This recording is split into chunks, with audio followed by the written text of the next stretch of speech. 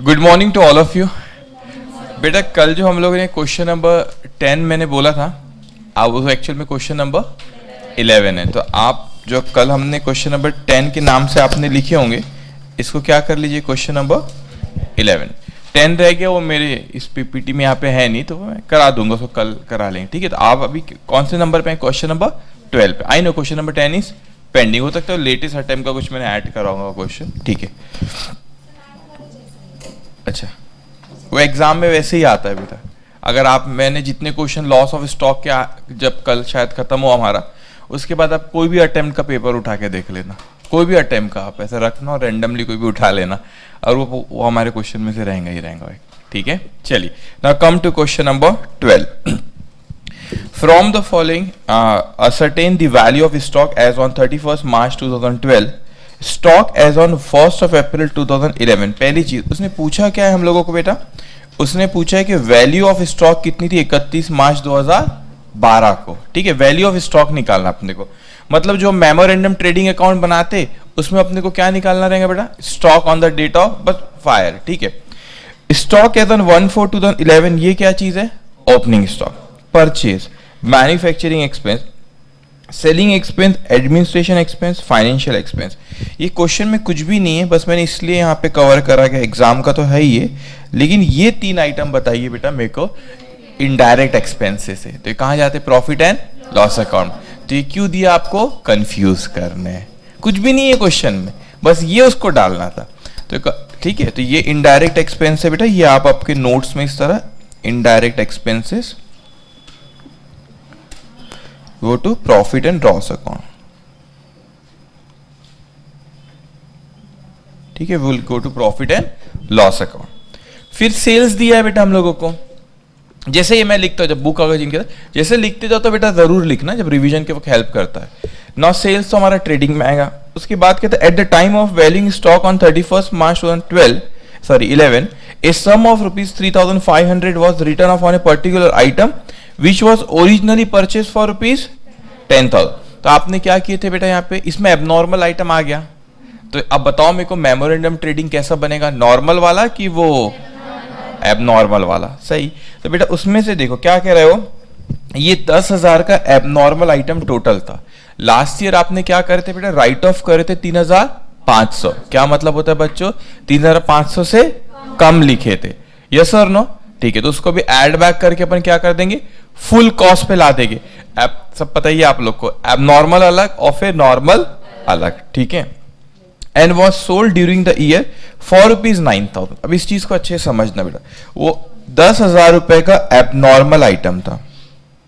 Abnormal item कितने का था बेटा? 10,000 रुपए का। ठीक है, अब हमेशा हमने जो भी क्वेश्चन अभी तक के देखे उसमें क्या होता था बच्चों, कुछ सेल हो जाता था एबनॉर्मल आइटम, कुछ क्या रहता था, स्टॉक में रखा हुआ रहता था।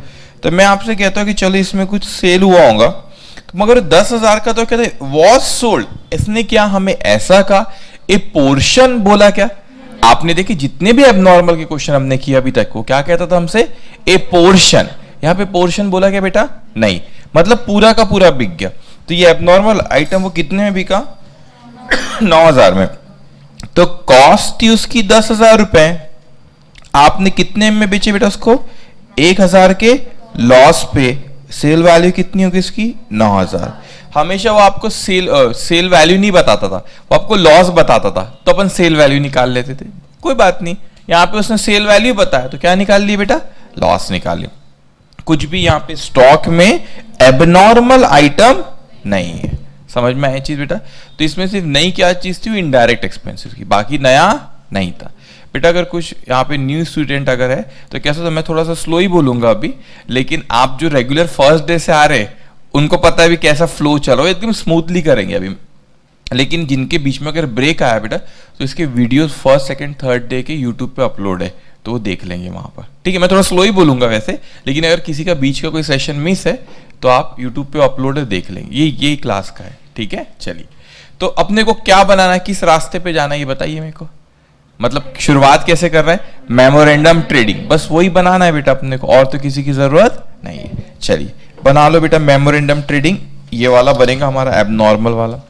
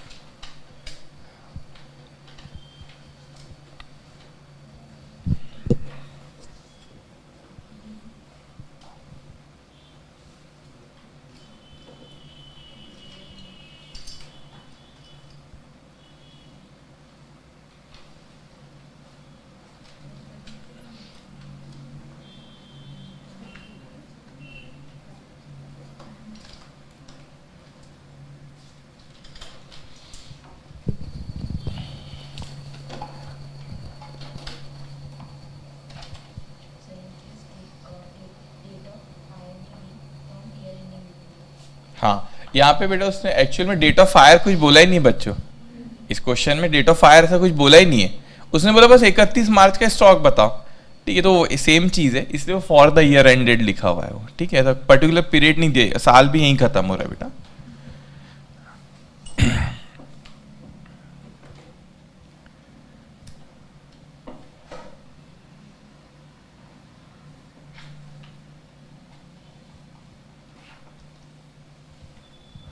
ओके शुरू करें, देखेंगे बेटा।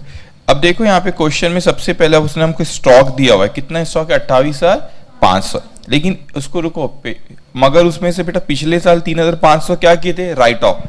अब अपन को यहाँ पे क्या करना पड़ेगा, ऐड बैक है ना, तो यहाँ पे लिखेंगे आप टू ओपनिंग स्टॉक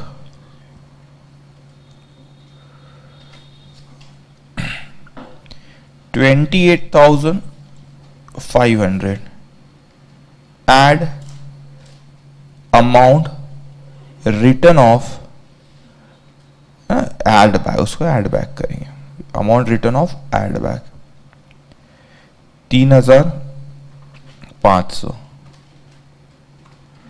ओके ये टोटल कितना हो गया 32,000। वैसे अभी आप लिख सकते, अपन ने आगे का क्वेश्चन पढ़ चुके, इसमें से 32,000 में से एबनॉर्मल कितना है बेटा 10,000 रुपए, 10,000। तो आपको ये पता है ना, उल्टा आना है, पहले ये लिखना है बच्चों, फिर ये एबनॉर्मल लिखना, फिर क्या लिखना है, नॉर्मल लिखना है, ठीक है।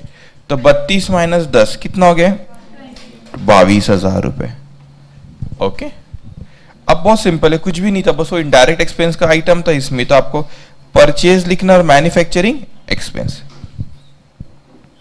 टू परचेज कितना दिया 1,52,500, एबनॉर्मल कुछ भी नहीं है 1,52,500। जनरली परचेज करते हो एबनॉर्मल नहीं, आप टूटा फूटा नहीं खरीदता ना कोई व्यापारी बिजनेसमैन, वो अच्छा ही रहता है, ठीक है। उसके बाद बेटा कुछ और क्या दिया, manufacturing expense, manufacturing expense 30,000। Okay उसके बाद क्या बेटा, सेल्स। अब सेल्स में थोड़ा सा ध्यान रखना, सेल्स दिया कितना हमको 2,49,000, लेकिन एक बात बताओ बेटा, अभी आपको बना के दिखाया था, वैसे हर क्वेश्चन में बनाता था मैं, 2,49,000 बच्चों, इसमें से एबनॉर्मल सेल कितना बताओ 9,000 का, सबको पता है। ओके उल्टा आना रहता है बेटा, अपन ने नॉर्मल सेल कैसे निकाले आपको पता है ना, ये यस ये 9,000 एबनॉर्मल सेल बेटा, तो नॉर्मल सेल कितना हो गया आपका 2,40,000। ओके लॉस लिख लो, कितने का लॉस था 1,000 का, by loss. Okay by loss. अब मेरे को बताइए और तो कुछ बता नहीं, अब बस ग्रॉस प्रॉफिट लिखना और आंसर आ जाएगा। टू ग्रॉस प्रॉफिट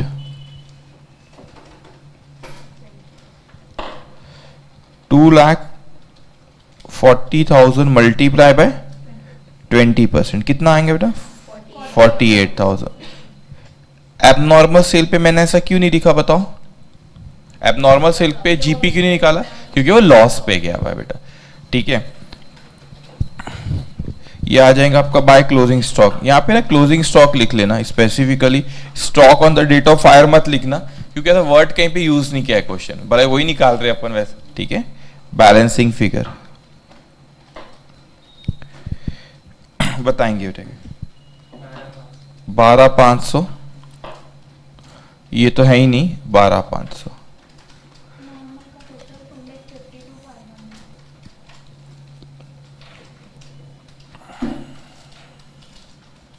ओके 2,52,500 10,000 और ये 2,62,500। ओके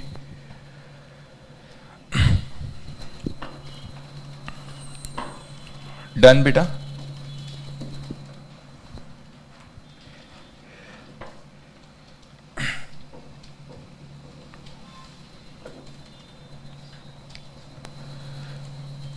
एनी डाउट, पक्का। आ जाएंगे हम क्वेश्चन नंबर 13 पे, ये आया मई 2008 का, ठीक है। अब कैसा था, मेरे को ना बेटा आदत है, मैं एक जगह बैठ के नहीं पढ़ा पाता, मतलब थोड़ी देर में मैं खड़ा हो ही जाता था। तब एक स्टूडेंट ने कल मैसेज किया, सर हम आप यूट्यूब पे आपके वीडियो देख रहे थे, आप प्लीज़ खड़े मत हुआ करिए, फिर आप वहाँ पे कहाँ बोल रहे हैं हमको समझ, मतलब वहाँ पे जाके मैं बताता नहीं ये पॉइंट है, तो उन्होंने बोला बैठे ही रहा करो, अब पता नहीं कितनी देर बैठ पाऊंगा मैं। चलिए question number 13। On 11th of November 2007, the premises of Rocky Limited was destroyed by fire. The following information is made available. बेटा किस तारीख को आग लगी बताओ? 11 नवंबर 2007 में। अब इसने स्टॉक अपने को कब दिया पहला? As on 1/4/2006। अब आप बताओ मेरे को इशारा कहां पे? हाँ, पिछले साल का ट्रेडिंग अकाउंट बनाना है। क्यों बनाना है बेटा? ग्रॉस प्रॉफिट रेशियो दिया हुआ नहीं होगा, ठीक है। तो ये लास्ट ईयर का है, ठीक है। उसके बाद परचेज फ्रॉम 1/4/6 to 31st मार्च, पिछले साल का है, पिछले साल का purchase. Sales from 1/4/2006 to 31st March 2007, last year का sale. Stock as on 31st March 2007, last year का क्लोजिंग स्टॉक, इस साल का ओपनिंग स्टॉक, ठीक है। Purchase from 1/4/2007 to date of fire 11th of November, तो ये कहाँ आएगा बेटा? Current year.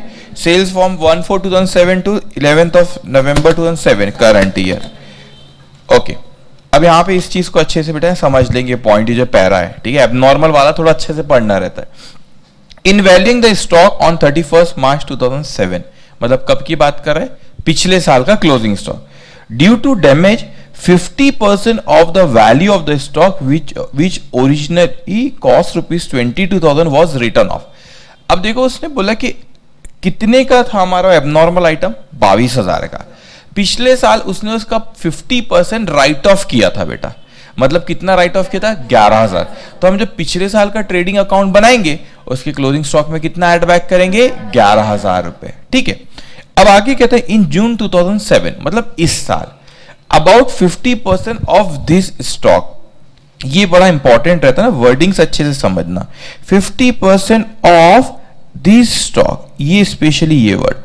अब मेरे को बताइए बेटा टोटल हमारा एबनॉर्मल आइटम, मैं यहां बना लेता हूं, ये आपको लिखना रहेगा, कहीं लिख लिया करो ये, ठीक है। हो सकता है अगर आपको बुक रही ना तो वो बुक में ही आपने जहां क्वेश्चन है वहीं पे भी लिख सकते। एबनॉर्मल आइटम कितने का था बेटा? 22,000 का, ठीक है।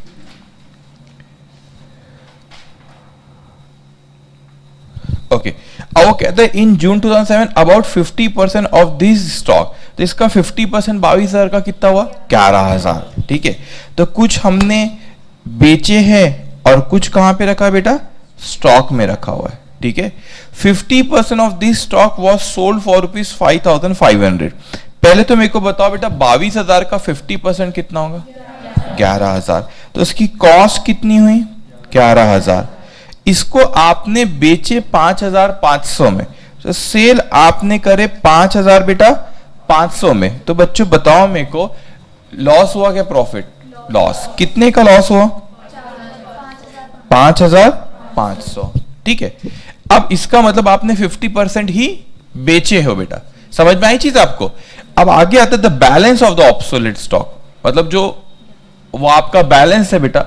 ऑब्सोलेट स्टॉक मतलब जो आउटडेटेड, जो एबनॉर्मल आइटम है आपका, ठीक है, is expected to realise the same price that is 50% of the original cost. अब मेरे स्टॉक में जो रखा हुआ है बेटा उसकी कॉस्ट कितनी है? 11,000। 11,000, अब ना कंफ्यूज मत हो, 50% मतलब 11 हर जगह दिख रहा है आपको, ठीक है। तो 11,000 है जो स्टॉक में रखा हुआ है एबनॉर्मल आइटम की। लेकिन मुझसे कहता है कि सर ये जो एबनॉर्मल आइटम है वो भी अगर आज मार्केट में बेचो तो कितने में बिक्री है बेटा? वो नहीं, पर 50% ऑफ ओरिजिनल कॉस्ट। तो आप हमको बताइए स्टॉक में कितना रखा हुआ है बेटा एबनॉर्मल आइटम? 11,000। तो आज अपन ये सपोज ये एबनॉर्मल आइटम है बेटा, ये मेरे स्टॉक में रखा हुआ है और ये एबनॉर्मल आइटम है, इसकी डैमेज है ये। तो आज अगर मैं इसको मार्केट में बेचूं तो ये 11,000 में भी नहीं बिक रहा, मतलब कॉस्ट भी नहीं निकल रही है मेरे आइटम की, ये एबनॉर्मल आइटम है। मगर इसको भी आज अगर मार्केट में बेचूं तो 5,500 का ही बिकेगा। तो ये मेरे गोडाउन में रखा हुआ है बेटा, और इसको अगर मैं आज बेचता हूं तो कितने बिक रहा है? 5,500। अब आप लॉजिकली आंसर देना बेटा, ये रखा हुआ है गोडाउन में, आज रात को आग लग गई और ये आइटम जल गया। आप इंश्योरेंस कंपनी वाले हो, तो आपके पास में आया, तो आप मेरे को इसकी कॉस्ट थी 11,000, लेकिन अगर मैं भी बेचता मार्केट में तो 5,500 का ही बिकता, तो आप इंश्योरेंस कंपनी, मैं बोलूंगा जल गया, आप मेरे को कितना पैसा दोगे? 5,500। समझ में आपको लॉजिक? क्यों? क्योंकि आप मेरे को बोलेंगे देखिए सर होंगे उसकी कॉस्ट 11, लेकिन आप आग नहीं भी लगती तो भी अब मैं कितने में बेच पाता बेटा? 5,500। तो फिर इंश्योरेंस कंपनी क्यों मेरे को 11,000 रुपए देंगी? कल किसी ने पूछा भी था, वो सेम था, अभी तक के सेम आ रहा था, अभी सेम आया क्या बेटा? समझ में आ रहा है? वो कॉस्ट पे बिक जा रहा था अभी तक जितने भी क्वेश्चन करे, इसमें कॉस्ट पर भी वो नहीं बिक रहा। सबको समझ में आया? तो इसमें पता चेंज, वैसे ही क्वेश्चन अपन करेंगे बेटा, लेकिन जब अपन आखिरी में statement of loss of stock बताते ना अपन, उसमें लिखते stock on the date of fire, normal, abnormal, वहां पर लिखते ना अपन। तो मगर वहां पे जब मैं एबनॉर्मल लिखूंगा तो वहां पर मैं 11,000 इंश्योरेंस कंपनी मेरे को देने वाली नहीं है। कितना देंगी बेटा? 5,500। सबको समझ में आई चीज? बस ये नई चीज थी यहाँ पे। तो हर क्वेश्चन में हम कुछ ना कुछ एक एडजस्टमेंट नया सीखते, ठीक है। The gross profit ratio is to be assumed as uniform in respect of other sales. वो हमको कहता है कि जीपी रेशियो को क्या मानो बेटा? यूनिफॉर्म मानो। यूनिफॉर्म का मतलब क्या होता है? एक जैसा, समान। तो उसको तो हम अदर देन एबनॉर्मल को तो हम एक जैसे ही मानते हैं ना सबको, फिर नॉर्मल जीपी रेशियो, ठीक है। Stock salvage from the fire to rupees 11,500, compute the value of stock loss in fire। तो उसने सैल्वेज वैल्यू भी यहाँ पे दिया हुआ है। Policy amount I think question में नहीं दिया हुआ है, तो वो एवरेज क्लॉज का अपन चेक भी नहीं कर सकते, ठीक है। बस वो लॉस ऑफ स्टॉक निकाल के छोड़ देना है। सबको समझ में आई चीज है बेटा? चलिए, अब वैसे आप चाहो तो इसकी ये भी लिख सकते हो, जैसे इसकी कॉस्ट इतनी थी, लेकिन इसकी मैं एनआरवी बोलूं, सॉरी इसकी मैं एनआरवी बोलूं तो कितनी है? 5,500 है, ठीक है। तो इंश्योरेंस कंपनी हमको 5,500 देंगी। कल तक हम करते थे बेटा, तो एबनॉर्मल आइटम की स्टॉक की जो कॉस्ट होती थी वही कॉस्ट उसकी मार्केट में भी वही कीमत रहती थी, तो कोई दिक्कत नहीं जाती थी। देखो इतने अच्छे सब समझ रहे हैं आप लोगों को? ठीक है बेटा, चल। क्योंकि वो 11 तो बेच दिए ना बेटा अपन ने, वो 22,000 था बेटा, उसमें से आपने 50% तो बेच दिए ना, और 50% ही बचा है ना, तो जो स्टॉक में रखा उसी की बात करना। दो वो कोइंसिडेंस हुआ कि दोनों जगह 11-11 आ गया, तो कंफ्यूज मत होना, वो 11 वाला बिका हुआ है, और हाँ, और ये अच्छा 50-50 आ रहा है, बराबर है। अब ये जो 50% बोल रहा है बेटा, ये किसका बोल रहा है? जो स्टॉक में बचा हुआ है, वो तो बिक गया ना, वो और वो बोल रहे हैं वो देखो वो भी बिका नुकसान पे। 11,000 का कितने में बिका बेटा? 5,500। तो सेम फिगर यहां पर भी है, यहां पर भी जो 11,000 है वो बोलता है ये भी अगर बिकेगा तो सेम प्राइस का मतलब उसका ये था कि 50% पर ही बिक रहा है। उसने और स्पेसिफाई करके दिया, दैट इज 50% ऑफ ओरिजिनल, इसकी बात कर रहा है कॉस्ट। ओके, चलिए, तो रास्ता बताओ कैसे जाना है अपने को? लास्ट ईयर का ट्रेडिंग, इस साल का मेमोरेंडम। हम आपसे पूछ रहे बेटा, मेमोरेंडम मैं बनाऊंगा तो एबनॉर्मल का कॉलम आएगा, ठीक है। तो अब जब पिछले साल का आप ट्रेडिंग बनाओगे बेटा, तो उसके नीचे 3-4 लाइन का स्पेस रखना, जीपी रेशियो निकाला, एक साथ में सब बना लो, फिर जहां का आइटम वहां पे लिख लेंगे अपन।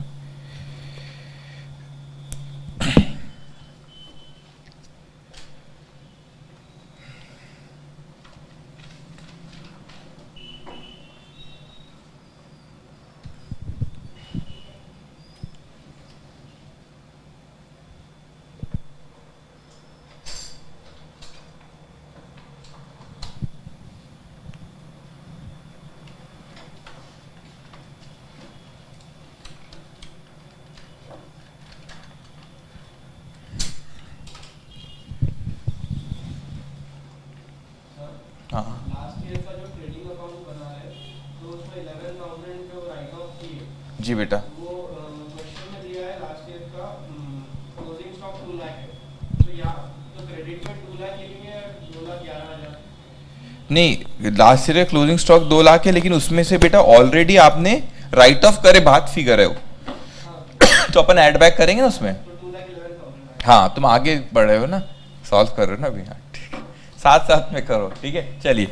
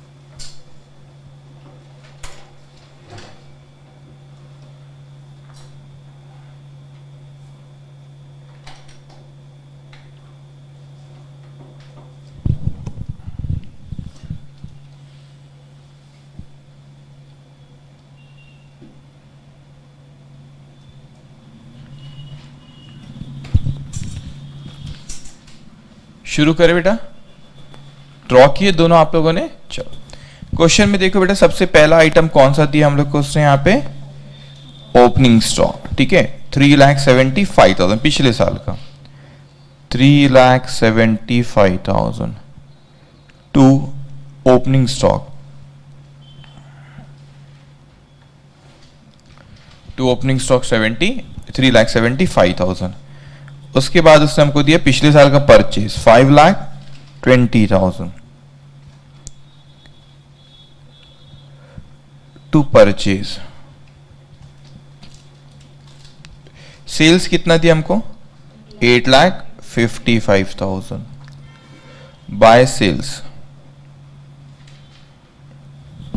Okay, by sales 8,55,000।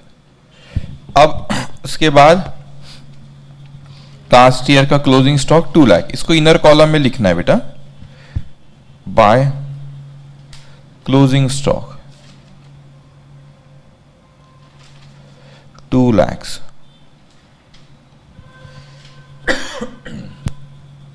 ओके, उसके बाद क्या दिया है, इस साल का परचेज बेटा, इसको इस साल का परचेज 3, उसमें एडजस्टमेंट इसलिए इनर कॉलम में लिखा, परचेज कितना 3,41,000 इस साल का परचेज। पहले ना ऊपर स्पेस रखना, ओपनिंग स्टॉक आएगा, टू परचेज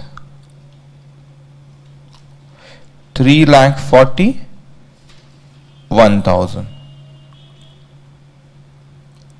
3,41,000, ओके। उसके बाद क्या दिया बेटा, बोलो आप लोग ही, सेल्स। अभी सेल्स का अपन ने डिस्कस तो कर ली बेटा, टोटल कितना दिया है, 4,35,500। अब आपको पता है कैसे लिखते बेटा, अब मेरे को बताओ इसमें से एबनॉर्मल सेल कुछ था क्या, अपन ने बात कर चुकी ना सेंटेंस की, 5,500 एबनॉर्मल सेल था बेटा, और 5,500 का क्या था, वो लॉस था। तो नॉर्मल सेल कितना होगा बेटा, 4,30,000, 4,30,000, ओके। उसके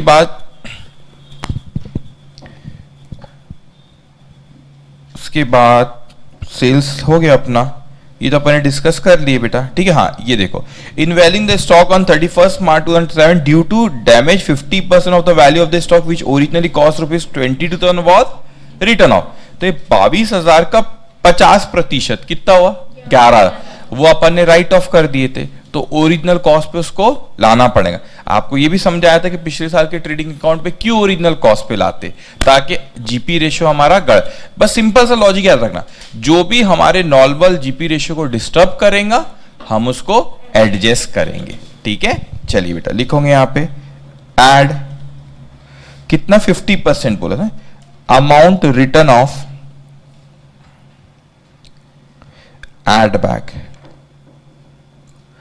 11,000, मैं लिख भी देता हूं 22,000 का 50%,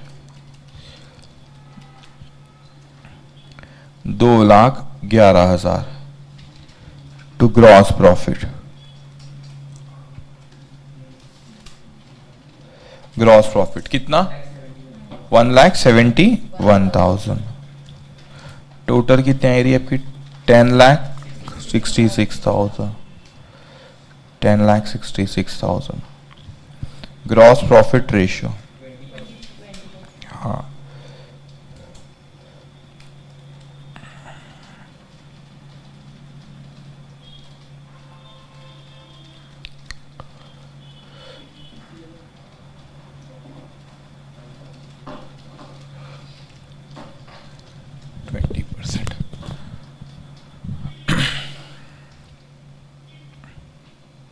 ओके। लिखे सबने बेटा। अब ये 20% अपन इस साल के, अच्छा पहले ओपनिंग स्टॉक लिख लो वाला 2 लाख, ओपनिंग स्टॉक पहले लिख लो, 2 ओपनिंग स्टॉक 2,11,000, ठीक है। अब बताओ 2,11,000 में एबनॉर्मल कितना है, 22,000 है ना, 11 राइट ऑफ की तो अपन ऐड बैक किए थे बेटा, 22,000। तो नॉर्मल कितना हुआ, 1,89,000। यहां पे लिखो ग्रॉस प्रॉफिट बेटा, ग्रॉस प्रॉफिट कितना, इसका 4,30,000 का 20%, कितना आ रहा है बेटा? 86,000।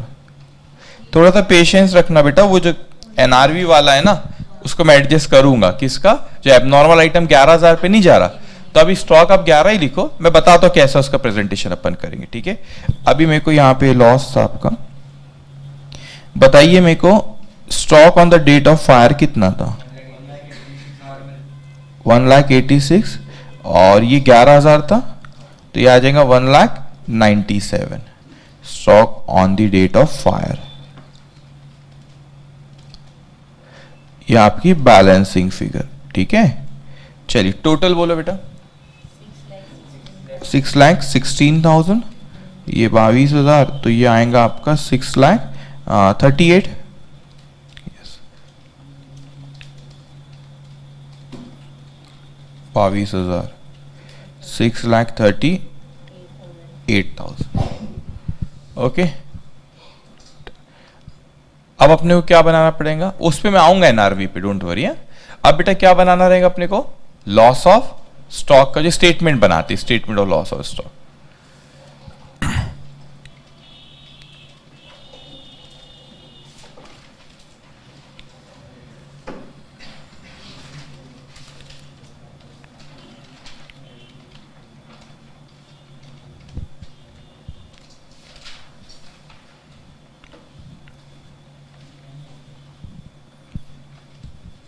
लिखे सबने?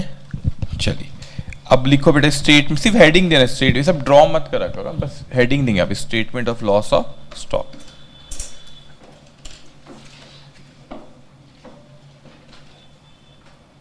ओके, सबसे पहले वहां पे लिखो stock on the date of fire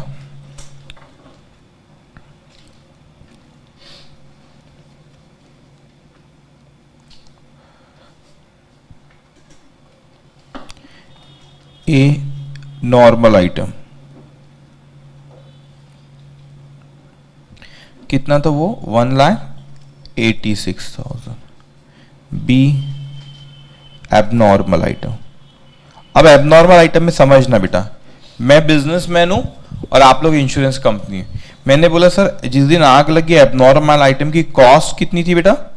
11,000। अगर मैंने आपको बोला सर आज अगर वो मार्केट में बेचूं तो वो कितने में बिकेगा? 5,500, तो आप मुझे कितना देना चाहोगे? 5,500। तो आप बोलेंगे सर वैसे ही कॉस्ट से कम पे बिक रहा, तो हमारी थोड़ी ना गलती, जितने का आपको आग लगने की वजह से नुकसान हुआ हम उतना ही आपको देंगे, तो अपने को कितना देंगे? 5,500।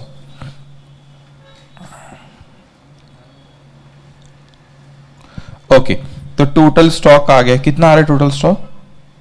1,91,500। सैलवेज दिया बेटा कुछ? 11,500। तो ये आ गया आपका loss of stock. Loss of stock कितना आया बेटा? 1,80,000।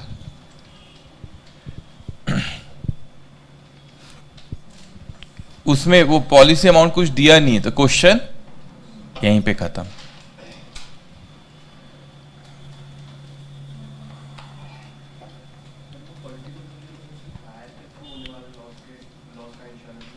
हाँ बेटा, हाँ फायर के होने वाले का लॉस का इंश्योरेंस है आपका। हाँ पर्टिकुलर आपकी जब स्टॉक जो रहता है आपका, तो स्टॉक की वैल्यू मार्केट में अगर कम होती है उसका इंश्योरेंस नहीं है बेटा। किसका इंश्योरेंस रहता है आपका? आग लगने की वजह से नुकसान कितना हुआ, तो आप इसलिए पूछ रहे कि सर क्योंकि कॉस्ट से कम पे हुआ, तो उसका इंश्योरेंस कंपनी हमको देने वाली नहीं है। समझ में आई चीज आपको? कई बार होता है गुड्स आपकी दुकान में रखा हुआ, जैसे मैं आपको एग्जांपल देता हूँ, अभी हैप्पीनेस सेल लगता है पेंटलून में जाते हैं हम लोग, है ना, ये सेंट्रल मॉल में जाते हैं, अभी बहुत सारे लगते हैं, तो अपन सेंट्रल मॉल पेंटलून जाते हैं, तो वो कौन सा स्टॉक रहता है बेटा? जो बिका नहीं, है ना। आप देखो विंटर के बाद अगर जो आप फेब में सेल लगता है तो विंटर के कपड़े रखे हुए रहते सब डिस्काउंट, वो बिका नहीं, तो बिका नहीं वो, तो क्या करते उसको डिस्काउंट में बेचते। तो कभी कभी ऐसा हो सकता है शायद बेटा, ऐसा जनरली यहाँ मॉल में नहीं होता होगा, लेकिन इतना नहीं बिका कि उन्होंने बोले यार कॉस्ट से भी कम पे बेच दो, तो इंश्योरेंस कंपनी थोड़ी ना उसका पैसा हमको वो दे रही है, वो तो हमारी कॉस्ट से कम हो गया क्योंकि वो आउट ऑफ फैशन था या डैमेज हो गया उस वजह से, इंश्योरेंस कंपनी हमको किसको दे रही है? फायर अगर हो रही है उसका इंश्योरेंस है, उसकी वजह से जो नुकसान हुआ वो पैसा वो हमको देंगी। समझ में आई चीज सब लोगों को? हाँ और ना? ठीक है, तो अब ये हमारे कौन सा क्वेश्चन नंबर था बेटा? 12। डाउट क्लियर हुआ ना बेटा? ओके ना। हाँ, किसी पर कहाँ पे आप ये इसमें बोल रहे हैं आप मेरे को? Memorandum trading account. देखो आप मेमोरेंडम ट्रेडिंग अकाउंट में जैसे मैंने 11,000 रुपया लिखा, उसको ये प्रेजेंटेशन आप ऐसा भी कर सकते हो बेटा, या तो फिर अगर आपको उसको लिखना है तो आप वो फिर जो ऊपर का लॉस दिख रहा है ना आप लोग को, वो एक लॉस किस पे था? 2 लॉस आ जाते थे फिर यहाँ पे। वो लॉस कौन सा था बेटा?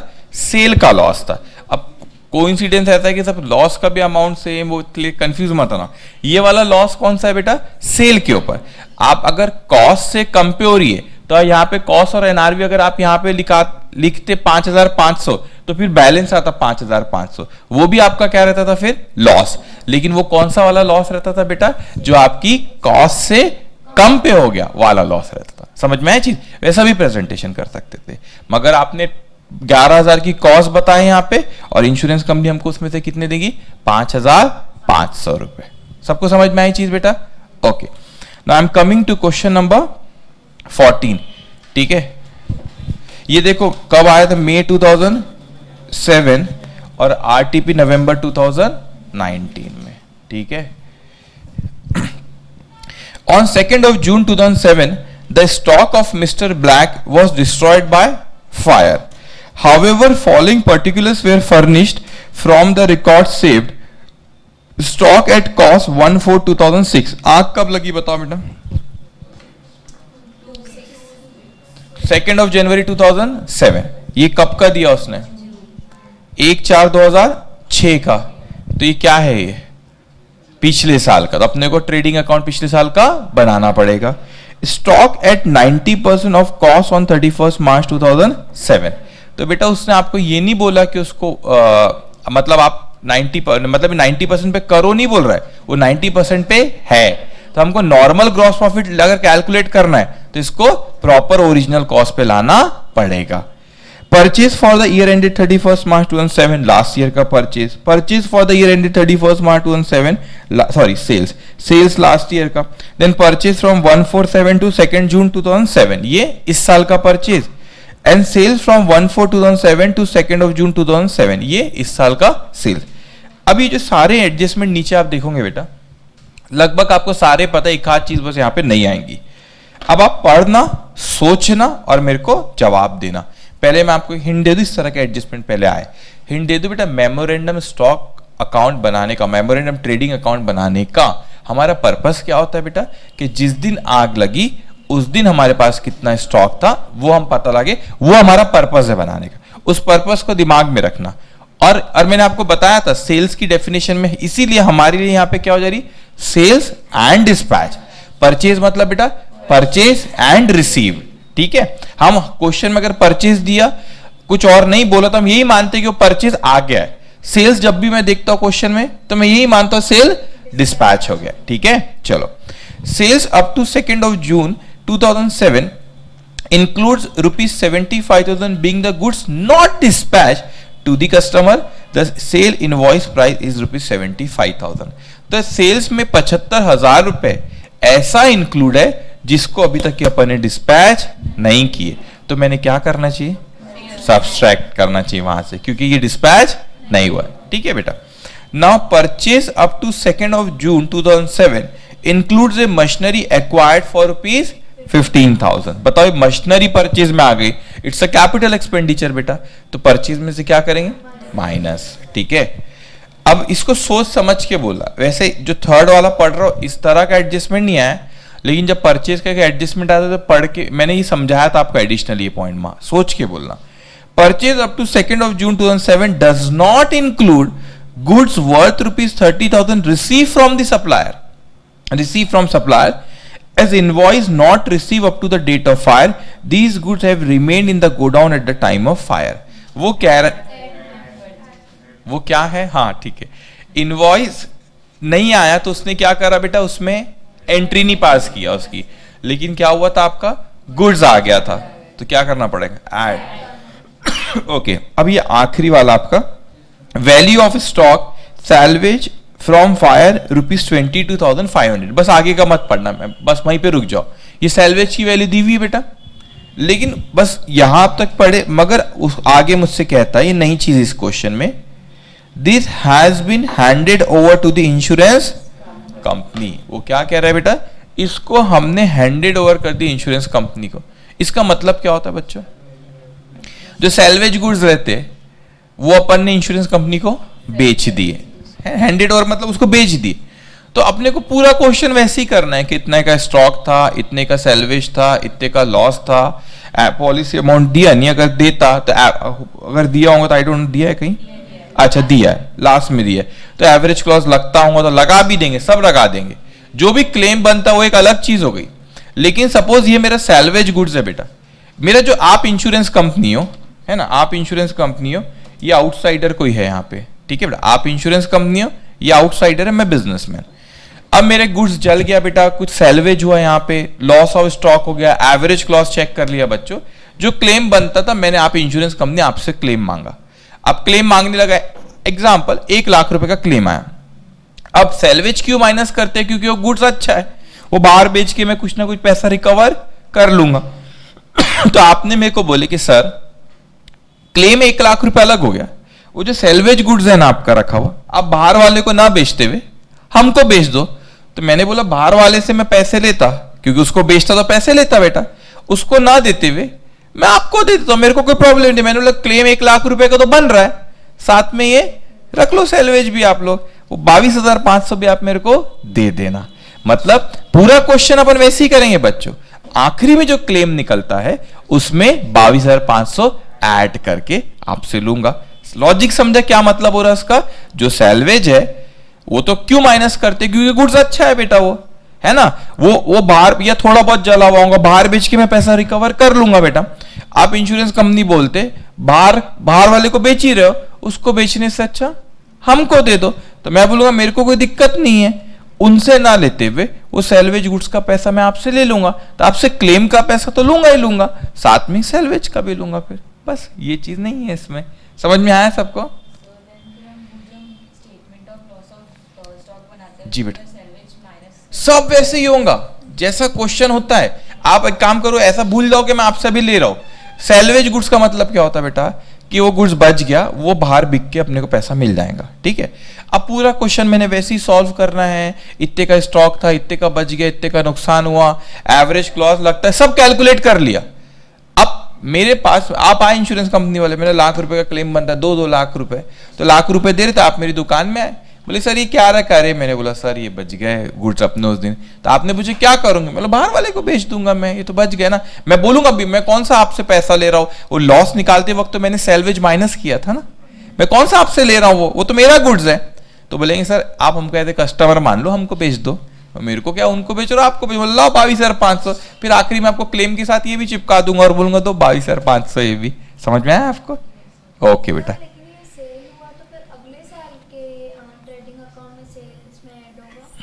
क्लेम कर रहे बेटा, ट्रेडिंग अकाउंट का नहीं है ये, जैसा जो सैल्वेज रहता है आपका, आप तो ये क्यों निकाल रहे हो, देखो वो जो ये जो सैल्वेज गुड्स है, सुनो मेरी बात, ध्यान से सुनो बेटा, एक बात बारीकी से सुनना।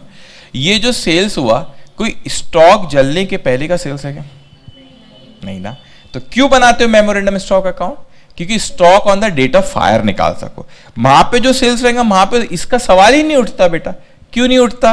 क्योंकि ये तो उस वक्त बिका ही नहीं है ना, वो तो उसके बाद की बात है कि उन्होंने लेकर गए, तो जो क्लेम था उसमें और ज्यादा अमाउंट बढ़ा के हम ले लेंगे, ठीक है।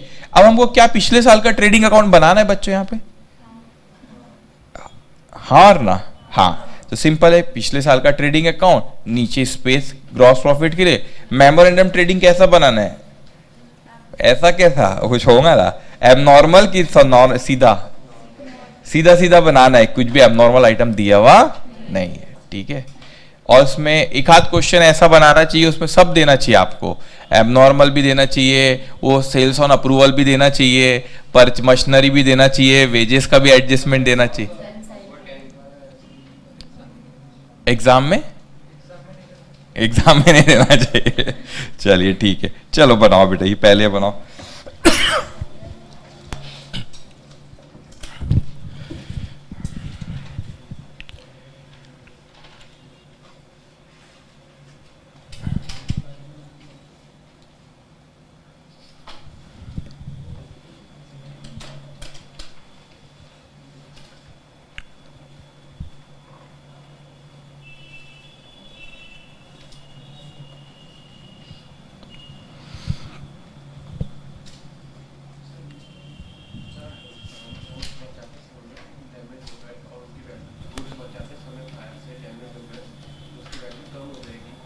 हाँ। डिफरेंस रहेगा तो इंश्योरेंस कंपनी मतलब देगी क्या, क्योंकि वो तो फायर के कारण अच्छा डैमेज गुड्स वो कह रहे हैं कि अब इंश्योरेंस का जब बचा रहे थे गुड्स को तब वो डैमेज हो गए। हाँ हाँ वो हाँ समझ एक क्वेश्चन में आएंगे एक पेश एक इसके बाद ही एक क्वेश्चन आएगा मैं वहां पे बताऊंगा। ऐसे दो तरह के सैलवेज रहेंगे, एक जो ठीक ठाक है और एक थोड़ा सा डैमेज है, तो मैं वहां पे बात करूँ। नेक्स्ट क्वेश्चन में ये शायद वो आएगा, ठीक है।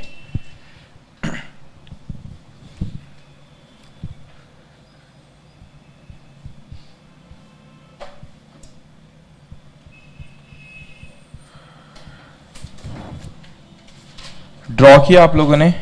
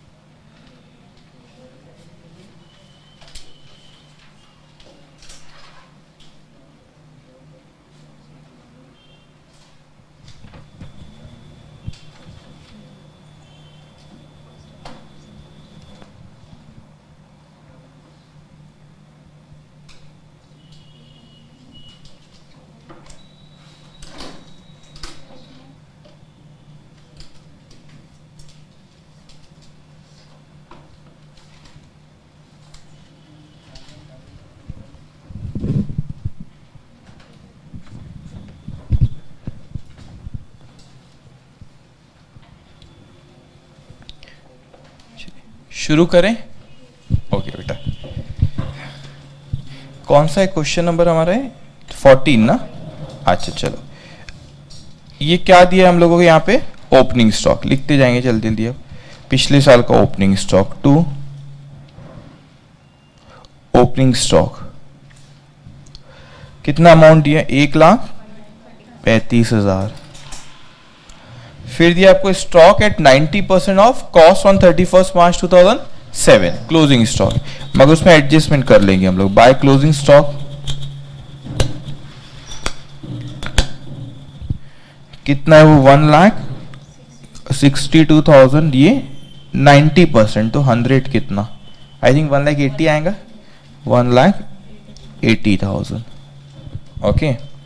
Purchase for the year ended 31 March 2007 कितना परचेज है? 6,45,000। 6,45,000। ओके। उसके बाद sales for the year ended 31 March 2007, ये इस साल का 9 लाख बाय सेल्स। ओके। उसके बाद परचेज दिया एक इस साल का परचेज है 2,25,000। तो यहां पे उसको इनर कॉलम में लिखना मशीनरी का एडजस्टमेंट है, क्योंकि ओपनिंग स्टॉक के लिए जगह रखना। To purchase 2,25,000। ओके। उसके बाद दिया सेल्स इस बार का 4,80,000। इसमें भी एडजस्टमेंट है, इनर कॉलम में लिखोगे आप लोग। By sales 4,80,000। ठीक है बेटा। अब आगे आते हैं हम। Sales up to 2nd of June 2007 includes ₹75,000 being the goods not dispatched to the customer. The sales invoice price ₹75,000। इसको क्या करना पड़ेगा? इससे डिडक्ट। ठीक है। लेस नो क्या बेटा? क्यों? अच्छा क्यों डिडक्ट करना है? अच्छा मेरे को एक बात बताओ बेटा, आप मेमोरेंडम ट्रेडिंग अकाउंट क्यों बना रहे हो? क्लोजिंग स्टॉक से हाँ, stock on the date of fire. अब ये गुड्स को आपने डिस्पैच ही नहीं किए, तो जिस दिन आग लगी किसके पास थे? हमारे गोडाउन में थे। तो सेल्स में से माइनस करेगा तो stock on the sales outside में कम जाएगा, तो stock on date of fire बढ़ के आएगा। हाँ बोलो। हाँ जिम्मेदार। सुनो बेटा, अभी कैसा हो गया यहाँ पे, ये हम हमेशा यही मानते कि सेल मतलब डिस्पैच नहीं हुआ, हम ये भी मानते कि ओनरशिप भी ट्रांसफर नहीं हुई है। कई बार लोगों के दिमाग में आता है सर जब सेल हो गया है वो तो भले ही हमारे गोडाउन में रखा हुआ था लेकिन वो ओनरशिप तो ट्रांसफर हो गई थी, फिर क्या को इंश्योरेंस कंपनी देगी। लेकिन हमेशा यही मानना है कि डिस्पैच नहीं हुआ तो हमारे पास रखा हुआ और ओनरशिप भी हमारी थी। ठीक है, ओके बेटा। यहां पे लिखोगे आप लेस गुड्स नॉट डिस्पैच्ड। यहां ध्यान देंगे बेटा प्लीज, बातें नहीं। 75,000 कितना आ रहा है आउटर कॉलम पे, 4,05,000।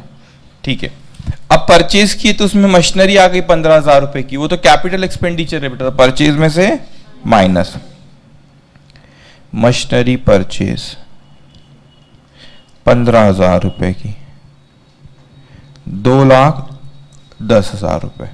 ओके, उसके बाद purchase up to 2nd of June 2007 does not include goods worth ₹30,000 received from supplier as purchase as invoice not received up to the date of fire. These goods have remained in the godown at the date of fire. तो कौन सा purchase हुआ, unrecorded. तो इसको मैंने outer में ना लिखते हुए इनर में लिखना था, ये इसको 2,10,000 को बदले इसको फिर ऐड यहां पे कर, add unrecorded purchase, unrecorded purchase 30,000। कितना हो गया ये, 2,40,000। अब उसके बाद सेल्वेज दिया 22,500, बाद में उसका यूज होगा। ठीक है, हो गया। आप यहां पे निकालो gross profit 3 lakh to gross profit 10,80,000। Gross profit ratio, gross profit 3 lakh, sales 9 lakh, multiply by 100 कितना आ रहा है बेटा, 33.33%। और कैन आई से 1/3 ऑफ सेल, ज्यादा बेहतर है ना, 1/3 ऑफ सेल्स।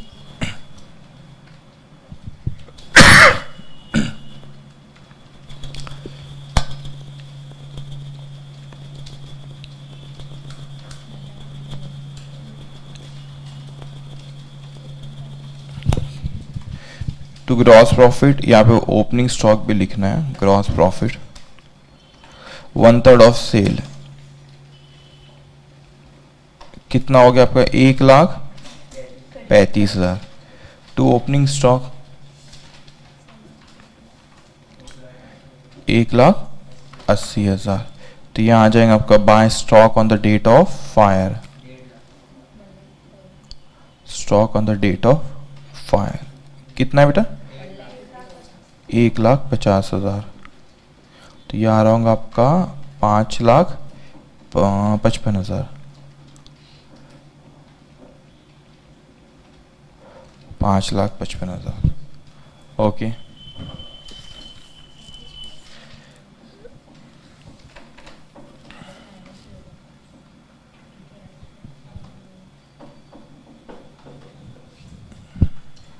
डन। सबने लिखिए बेटा, स्लाइड चेंज करूं,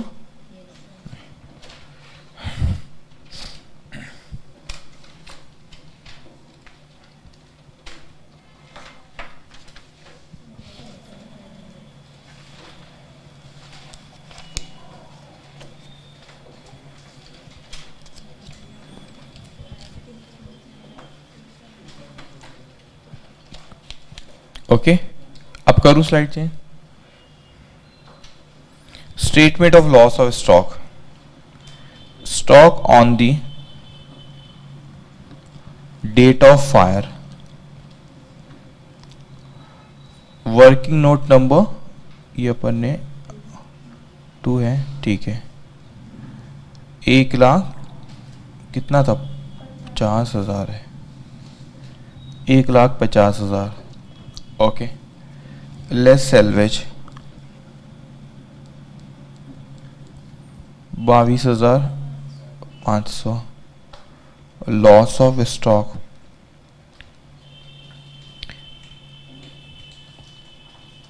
1,27,500।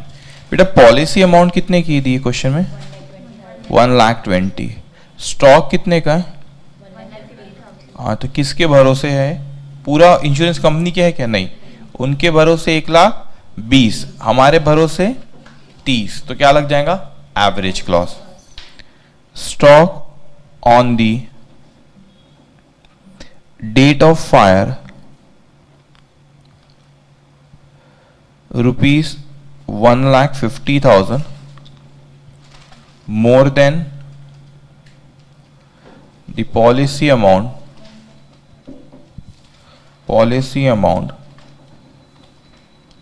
rupees 1,20,000, therefore average clause will apply. Claim average clause, policy amount, stock loss। Policy amount कितना है? 1,20,000, स्टॉक 1,50,000, लॉस 1,27,500। कितना आ रहा है बेटा? 1,02,000। ये तो क्लेम की बात हो गई जो मेरे को इंश्योरेंस कंपनी से लेना है, लेकिन क्लेम मांगते हुए आपने और क्या मांग ली? सैलरी। मतलब मेरे को क्या, मैंने बोला बाहर दो, आपको दो, आपसे लूंगा पैसे, तो इसके नीचे अब आप लिखो एड सैल्वेज गुड्स या salvage material taken over by insurance company, that is 22,500।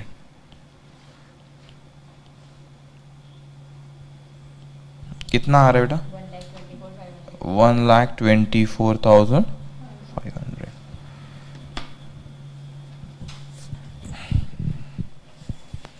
Okay, ठीक है।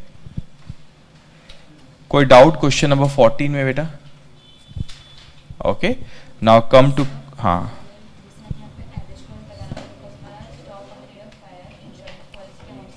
जी बेटा।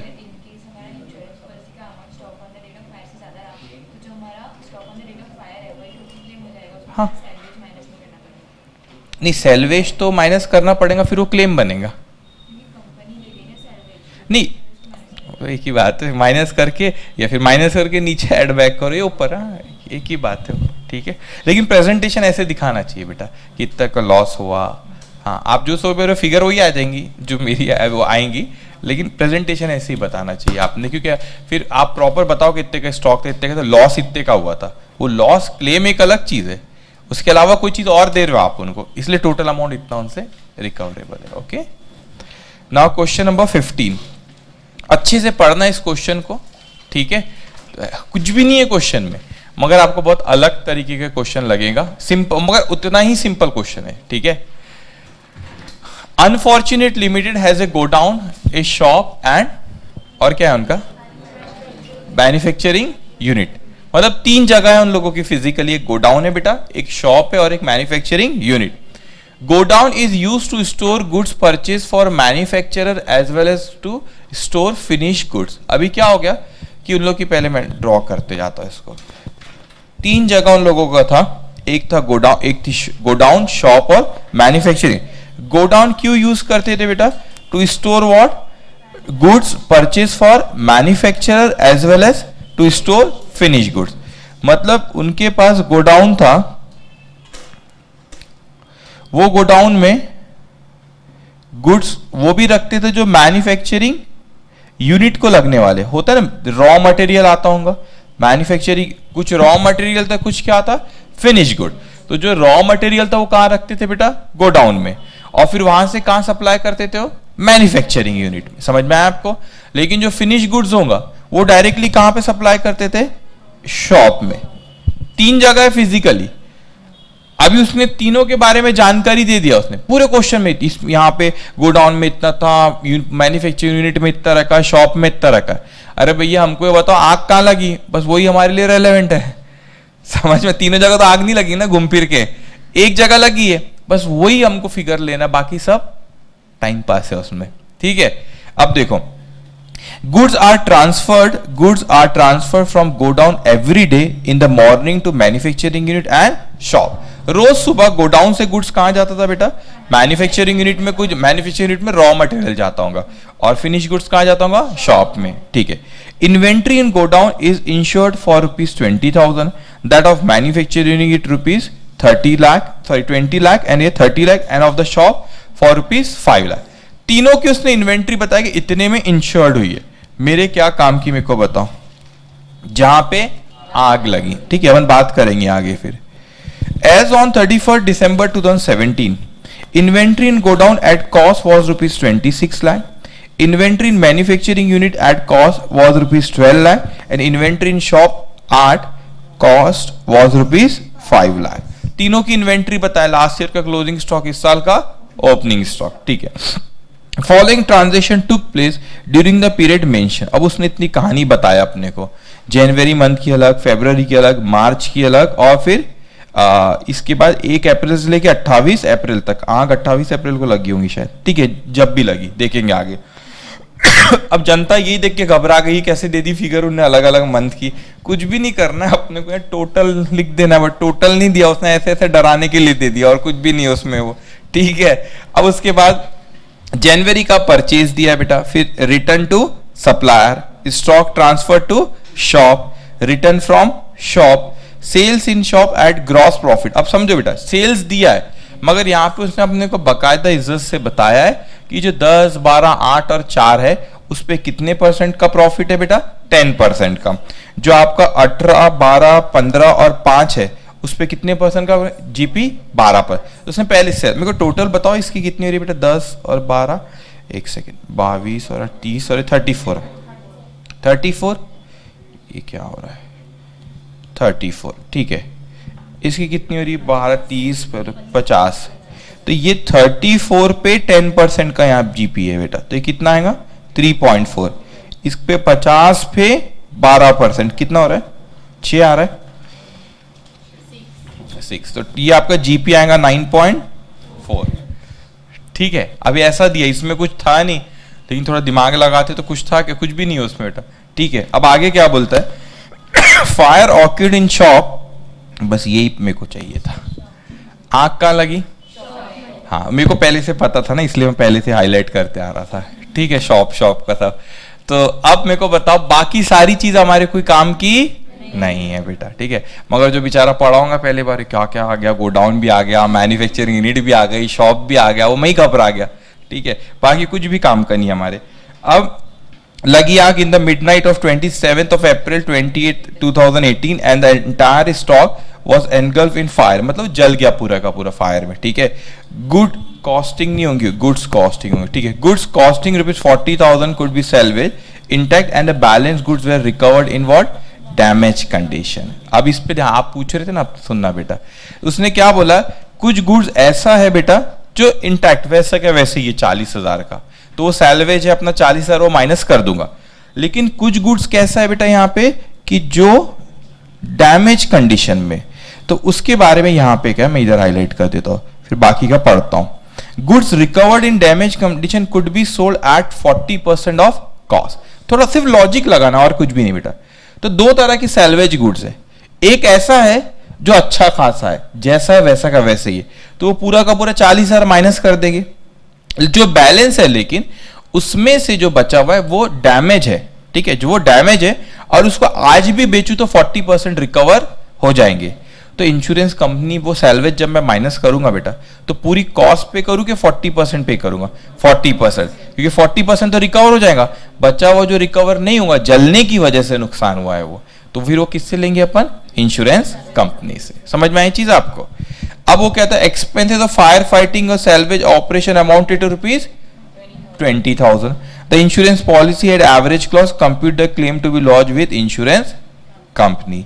तो अपने को बनाना क्या है बेटा यहाँ पे, मेमोरेंडम ट्रेडिंग अकाउंट सिर्फ बनाने का है बेटा यहाँ पे, वो भी किसका बनाना है, हाँ शॉप का बनाना है। 3 कॉलम मत बनाना, मैन्युफैक्चरिंग यूनिट और आग लगी नहीं दूसरी जगह, ठीक है, सिर्फ आग कहाँ लगी है, शॉप में, बस उसका बनाना है बेटा, उसकी जानकारी दी, सारी इन्फो वहां पे डालते जाना है अपने को, जीपी रेशियो भी दिया है निकाल के उसने, ठीक है।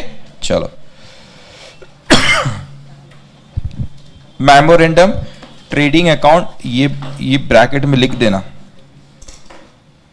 For shop rupees in lakhs, इसको ड्रॉ कर लो 5-6 लाइन का।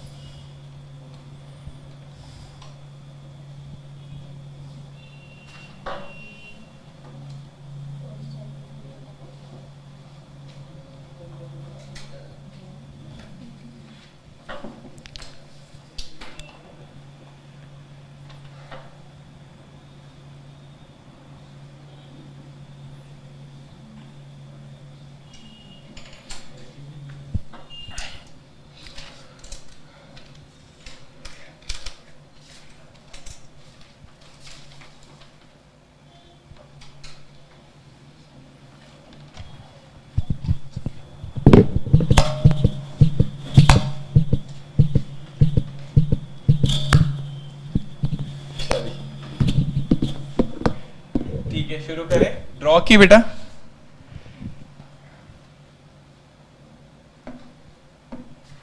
ठीक है, चलो अब पहले तो आप लिखो मेरे को यहाँ पे किस किस चीज की इंफॉर्मेशन दी, मैंने हाईलाइट करके रखा, आप भी आपके नोट्स में कर ले, बुक मिलेंगी जो मैं हाईलाइट करता हूँ, हाईलाइटर लेके आया करो, आप लोग भी हाईलाइट कर लिया करो, ठीक है।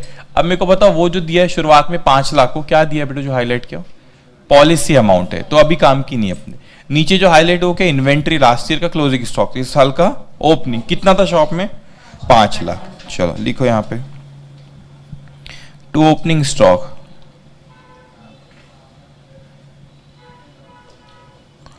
$5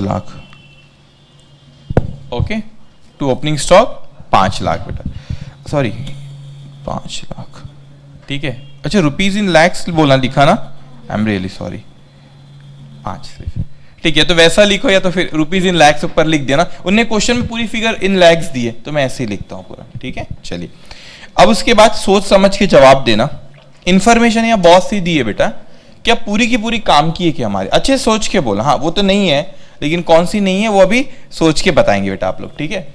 ये बताओ मेरे को, ये परचेज है, अच्छे से सोचना, 3 यूनिट थी बेटा, एक गोडाउन, एक मैन्युफैक्चरिंग यूनिट और तीसरा शॉप। तो शॉप में गुड्स कहां से आ रहा था, मैन्युफैक्चरिंग यूनिट से, तो परचेज शॉप ने किया क्या, किसने किया, नहीं मैन्युफैक्चरिंग, ये तो गोडाउन से भेज रहे थे रोज सुबह, तो ये हमने हमारे यूनिट का परचेज नहीं है, मतलब कहने का मतलब है जिस दिन आग लगी ये हमारे इस परचेज में नहीं आएगा, हमको कोई ट्रांसफर कर रहा था। तो देखो थर्ड पॉइंट में स्टॉक ट्रांसफर टू शॉप, ये हमको मिला है, ये परचेज तो किसने किया बेटा, दूसरे यूनिट ने किया, समझ में आई चीज कह रहा हूं, तो ये हमारे कोई काम का नहीं। अब बताओ सेकंड, रिटर्न टू सप्लायर, मतलब हमने जब खरीदे नहीं कहीं से तो वापस कैसे करेंगे, तो वो भी हमारे काम का नहीं। अब आप बोलेंगे सर खरीदे नहीं तो फिर आप कैसे कर रहे थे बिजनेस दुकान में, हमारा दूसरा यूनिट हमको ट्रांसफर कर रहा था, तो स्टॉक ट्रांसफर टू शॉप, ये हमारे काम का है। अब देखो इसमें कुछ भी नहीं था, ये जनवरी फरवरी मार्च सिर्फ आपको घुमाने के लिए दिया था, इसकी टोटल करो कितना हो रहा है, कितना हो रहा है बेटा, 81, ठीक है। अब ये हमारे लिए एक तरह का परचेज है, मतलब ये वाला परचेज नहीं बोल रहा हूं, मतलब मेरे को कोई दूसरे यूनिट ने ट्रांसफर किया तो ये शॉप के लिए में गुड्स आया, तो ये कहां लिखोगे, डेबिट में, ठीक है। अब बताओ रिटर्न फ्रॉम शॉप, अब हमने गोडाउन से आया होगा लेकिन कोई डैमेज वैमेज निकला होगा तो हमने वापस भेज दिए होंगे गोडाउन को, कितना था, 3 है, तो आप इसको 3 है ना वो, नहीं सॉरी 1 है, सॉरी कैसा है, अच्छा टोटल हुआ 1 और है, ठीक है, ओके बेटा। अब मेरे को बताओ ये 81 तो मैं लिखूंगा डेबिट में मेरे पास गुड्स आया, वो 3 गया, तो वो रिटर्न है, it's like a purchase return. या आप क्रेडिट में लिखो या रिटर्न में से माइनस, सॉरी वो ट्रांसफर में से या परचेज में से वो माइनस करो, ठीक है। अब उसके बाद उसने ग्रॉस प्रॉफिट दे दिया, ओपनिंग स्टॉक पता, परचेज पता, सेल्स पता है नीचे, और उसका जीपी रेशियो भी दे दिया, तो stock on the date of fire निकल आएगा। समझ में आई चीज आपको? अरे समझ में आया बेटा? ये क्या है फिर बेटा?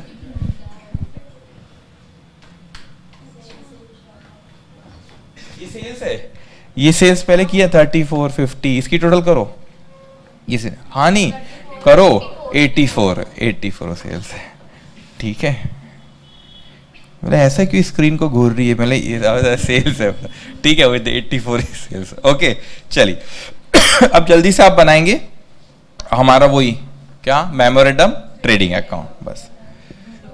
हाँ बन गया, अच्छा अच्छा, वो बना चुका था, लिखा था, ठीक है बेटा। अब लिखो यहाँ पे टू ट्रांसफर, वो 81 आया था, इसको यहीं कर दो, इनर कॉलम में लिख देता हूं, रिटर्न यहीं बता देता हूं बेटा, रिटर्न क्रेडिट में भी बता सकते हैं अपना, लेस रिटर्न कितना 3, तो कितना आ जाएगा 78, sales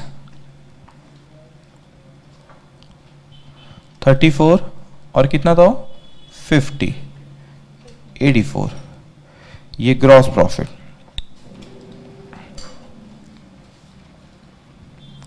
gross profit 34 multiply by 10% कितना 3.4, उसके बाद 50 मल्टीप्लाई बाय 12% कितना 6, कितना 9.4, ठीक है बेटा। टोटल करो, निकाल लो यहाँ पे by, total 92.4। Stock on the date of fire, date of fire 8.4, okay.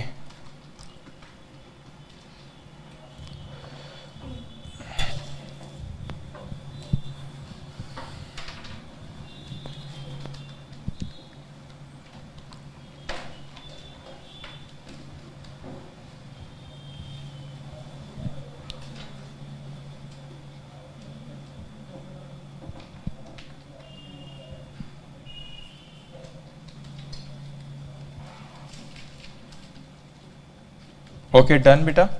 अब इसके नीचे वाला statement of loss of stock,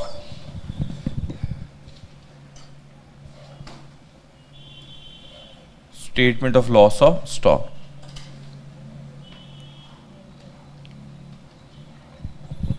stock on the date of fire, stock on the date of fire कितना है बेटा, ये वर्किंग नोट नंबर 1 से भी लाए, कितना था 8.4। अब थोड़ा समझ के बात करना बेटा। अब उसने यहाँ पे सैल्वेज 2 तरीके के बेटा, एक सैल्वेज कौन सा है इंटैक्ट, वैसा का वैसा ही, कुछ भी नहीं हुआ है ना, आग लगी वैसा का वैसे ही रखा हुआ था, वो कितना था 40,000, तो रुपीज इन लैक्स 0.4, ठीक है बेटा। तो अब ये वाले जो बचा, फिर बोलता है बैलेंस, बैलेंस मतलब ये जो बचा ये जला, वो भी जला, ऊपर वाला 0.4 तो एकदम अच्छा, उसको कुछ भी नहीं हुआ बेटा। टोटल कितना स्टॉक था अपने शॉप में 8.4, उसमें से 40 का कैसा था 0.4 का एकदम अच्छा है, उसमें कुछ भी प्रॉब्लम नहीं, तो उसको अपन ने वो सैल्वेज माइनस करी, बचा हुआ 8 ऐसा नहीं कि पूरा जल गया, आधा अधूरा जला। तो ये आधा अधूरा जला तो मार्केट में बेचू तो कितने परसेंट रिकवर हो रहे 40%, तो इंश्योरेंस कंपनी 40% देंगी क्या मेरे को, नहीं देंगी। तो अब नीचे देखो less stock recovered in damaged condition, ठीक है, 8 मल्टीप्लाई बाय 40% कितना 3.2, तो एक्चुअल में लॉस कितने का हुआ बेटा अपने को 4.8, फायर फाइटिंग भी दिया उसमें, ठीक है लिखता हूं मैं, फायर फाइटिंग भी दिया बेटा ये आपका लॉस ऑफ स्टॉक। अब फायर फाइटिंग एक्सपेंस अपन इंश्योरेंस कंपनी से क्या करते हैं, रिकवर करते हैं,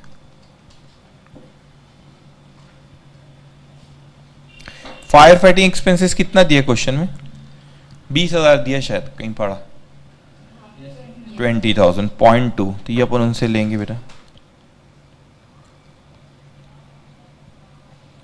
तो ये कितना हो गया आपका 5 टोटल लॉस। इसका लॉजिक समझिए, तो अपन फायर फाइटिंग एक्सपेंस क्यों ऐड करते हैं बेटा? क्योंकि अपन सैलवेज बढ़ता है ना उससे, तो भाई इंश्योरेंस कंपनी का फायदा ही करा के दे रहे, तो अपन फायर फाइटिंग एक्सपेंस से लेते हैं। अब मुझे बता पॉलिसी अमाउंट कितने का है?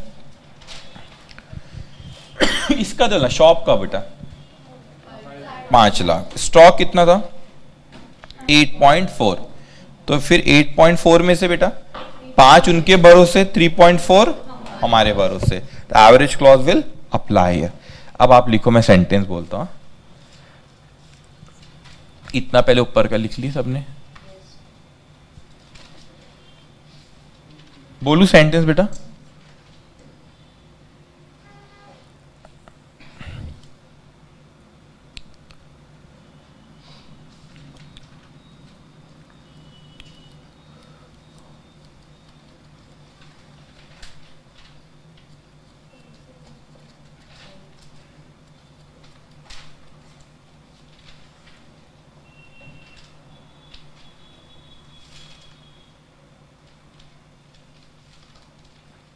चलिए मैं बोल रहा हूँ, अब लिखते इतना लिखे ना बेटा सबने? यस सर बोले, लेकिन तो भी लिख रहे ना, इसलिए तो मैं रुका हूँ। अरे तो चलो लिखो, stock on the date of fire, stock on the date of fire, bracket में लिखना ₹8.4, stock on the date of fire bracket में ₹8.4, more than the policy amount, more than the policy amount, bracket में लिखेंगे बेटा 5, therefore average clause will apply, therefore average clause will apply. तो कितना हो जाएगा हमारा क्लेम, बताओ मुझको? 2 नहीं, ये 5 डिवाइडेड बाय 8.4 मल्टीप्लाई बाय 5 कितना आ रहा है बेटा? 2.98। ठीक है, रुपीज इन लैक्स है ना वो, और जिन्होंने नॉर्मल फिगर लिखे वो लिखो पूरा। 2,97,000। हाँ तो ठीक है ना, 2.98। ठीक है, डन? हाँ और ना, समझ में आया बेटा? चलिए हो गया, आप तो खत्म होने पे आ रहा हमारा लॉस ऑफ स्टॉक। ठीक है, नेक्स्ट क्वेश्चन पे आओ। आपको याद है बेटा, हमने शुरुआत में बोले थे कि इस चैप्टर में 2 चीज पढ़ना है हमको, लॉस ऑफ स्टॉक और लॉस ऑफ पॉलिसी। तो लॉस ऑफ स्टॉक में आज ही खत्म होने पा रहा, मेरे को लगा था कल भी हो जाएगा। ठीक है, तो लॉस ऑफ स्टॉक आज ही खत्म हो जाएगा बेटा हमारा। और मगर मैंने आपको बोला था कि लॉस ऑफ फिक्स्ड एसेट हमारे सिलेबस का पार्ट नहीं है। तो ये जो क्वेश्चन नेक्स्ट क्वेश्चन है ना आपके, इसमें क्वेश्चन नंबर 16 जो है, ये एग्जामिनेशन में नहीं, आरटीपी मई 2019 का क्वेश्चन है। तो इसमें इंस्टीट्यूट ने क्या करी थी कि लॉस ऑफ फिक्स्ड एसेट का भी क्लेम पूछ ली थी। कुछ भी नहीं है उसमें, बस सिंपल उसकी वैल्यू निकालना, उस दिन क्या थी WDV वैल्यू निकालना है बस। लेकिन सिलेबस का पार्ट नहीं है वो, मॉड्यूल में नहीं दिया हुआ, वो आरटीपी में दे दिया इसने।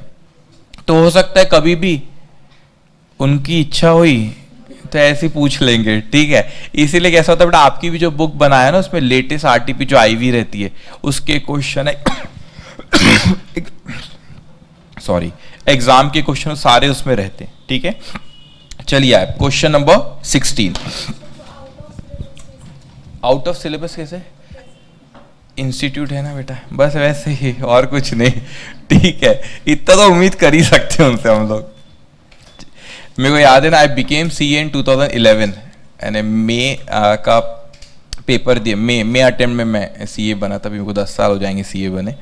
तो उसमें एक आध अटेम्प्ट, पहले कोई एग्जैक्ट अटेम्प्ट याद नहीं आ रहा, तो पहले अकाउंट्स का पेपर होता फाइनल में भी। तो अकाउंट्स का पेपर देंगे, बिलीव मी वो पेपर देके ऐसा लग रहा था कि अकाउंट्स का ही पेपर है क्या, मतलब कुछ भी नहीं समझ में आता, हर चीज़ बाहर की लग रही थी वहाँ पे। लेकिन इंस्टीट्यूट ऐसा आपको आपके साथ नहीं करेंगे, फाइनल लेवल पे करती हो तो ऐसा लग रहा था कि वही पेपर है क्या। मगर अकाउंट्स में कैसा होता है कि ऐसा पेपर एक आता ही है, आप इंटर लेवल पे भी याद रखना बेटा, 4 पेपर है।